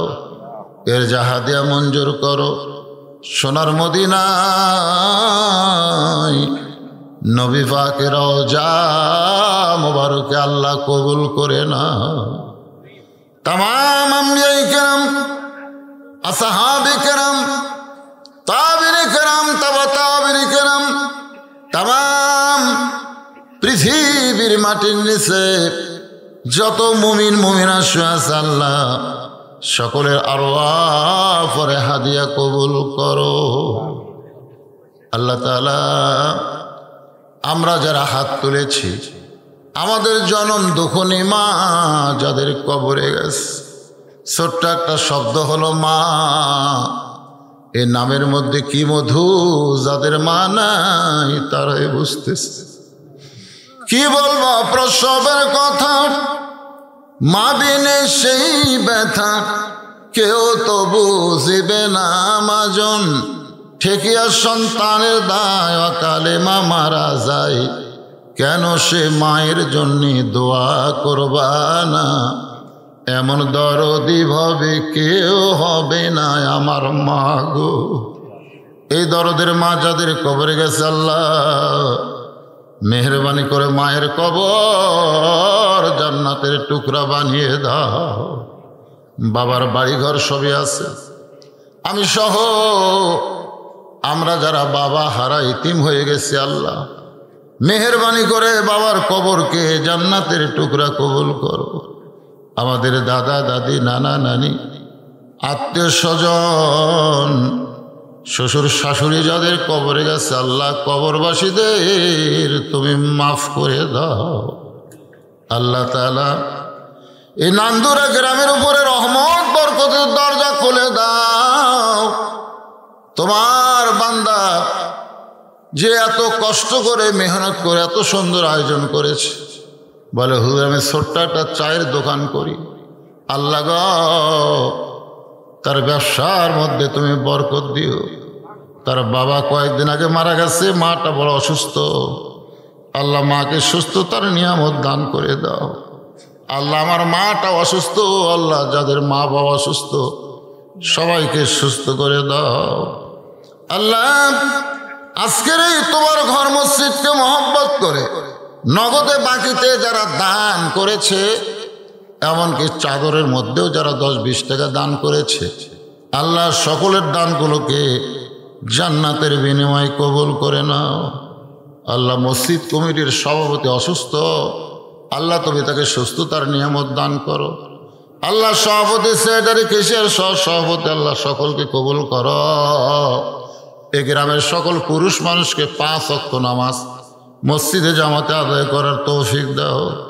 মা বোনদেরকে পর্দা নিশাবে দা সালিহা কবুল করে মা ফাতেমার চরিত্র দান করো। আল্লাহ আমি অসুস্থ, আমার মতো যারা অসুস্থ আল্লাহ সকলকে সুস্থ করে দাও। ফিলিস্তিনের মুসলমান আল্লাহ তুমি মুসলমানদের প্রতি রহমত করো। যারা জীবন দিয়েছে শাহাদাতের মর্যাদা দাও, যারা আহত হয়েছে সুস্থ করে দাও। আল্লাহ তাআলা পৃথিবীর মানচিত্র থেকে ইহুদি এই শয়তানদেরকে আল্লাহ তুমি ধ্বংস করে দাও। আল্লাহ ধ্বংসের আয়াত তো তুমি বলেছো, তাব্বাত ইয়াদা আবি লাহাবি ওয়া তাব্বা। আল্লাহ আবু লাহাবের হস্তদ্বয় যদি ধ্বংসের কথা বলো, ইহুদিরা তোমার বাইতুল মুকাদ্দাসকে নষ্ট করতে চায়, এই শয়তানদেরকে আল্লাহ পৃথিবী থেকে ধ্বংস করে দাও। আল্লাহ আল্লাহ আমার বাংলাদেশের প্রতি রহমত করো। অশৃঙ্খল বিশৃঙ্খল পরিস্থিতি থেকে আমাদের বাংলাদেশকে আল্লাহ তুমি হেফাজত করো। আল্লাহ ছোট্ট একটা দেশ, আল্লাহ আসমানের বালা আসমানে নাও, জমিনের বালা জমিনে ডাবায় দাও। আল্লাহ আল্লাহ সমস্ত মানুষকে ক্রয় ক্ষমতার মধ্যে থাকার তৌফিক দাও, সবাইকে বরকত দিও। আল্লাহ আবাদ উবাদ মাঠে ময়দানে যা কিছু আছে রহমত বরকতে তুমি হেফাজত করো। আল্লাহ আজকের মাহফিলের সম্মানিত সভাপতি কবুল করো, প্রধান অতিথি বিশেষ অতিথি আল্লাহ সকলকেই তুমি কবুল করো। আল্লাহ যে যা নিয়ত করে হাত তুলেছে সকলের নেক নিয়ত নেক আশা পুরা করো। মোনাজাতের পরে তাবারক আছে, তাবারক নিয়ে আপনারা হয়ে হাল্লা করবেন না, ভদ্রাচিতভাবে তাবারক নেবেন। আল্লাহ সবাইকে ভদ্র হয়ে তাবারক নেওয়ার তৌফিক দিয়ে দিও। সুবহান রাব্বিকা রাব্বিল ইজ্জাতি আম্মা ইয়াসিফুন ওয়া সালামুন আলাল মুরসালিন আলহামদুলিল্লাহি রাব্বিল আলামিন ওয়াজাল আখিরাতি কালিমাতুন ইনদাল মাউত লা ইলাহা ইল্লাল্লাহু মুহাম্মাদুর রাসূলুল্লাহ সাল্লাল্লাহু আলাইহি ওয়াসাল্লাম। সবাই লাইন হয়ে বসেন, সবাই লাইন হয়ে বসেন, তাবারক দিবে আপনাদের। সবাই বসেন, একজন হইচই করবেন না। 500 টাকা সাত্তার আব্দুল সাত্তার 500 টাকা দান করছে, আল্লাহ আব্দুল সাত্তারের দানকে কবুল করেন।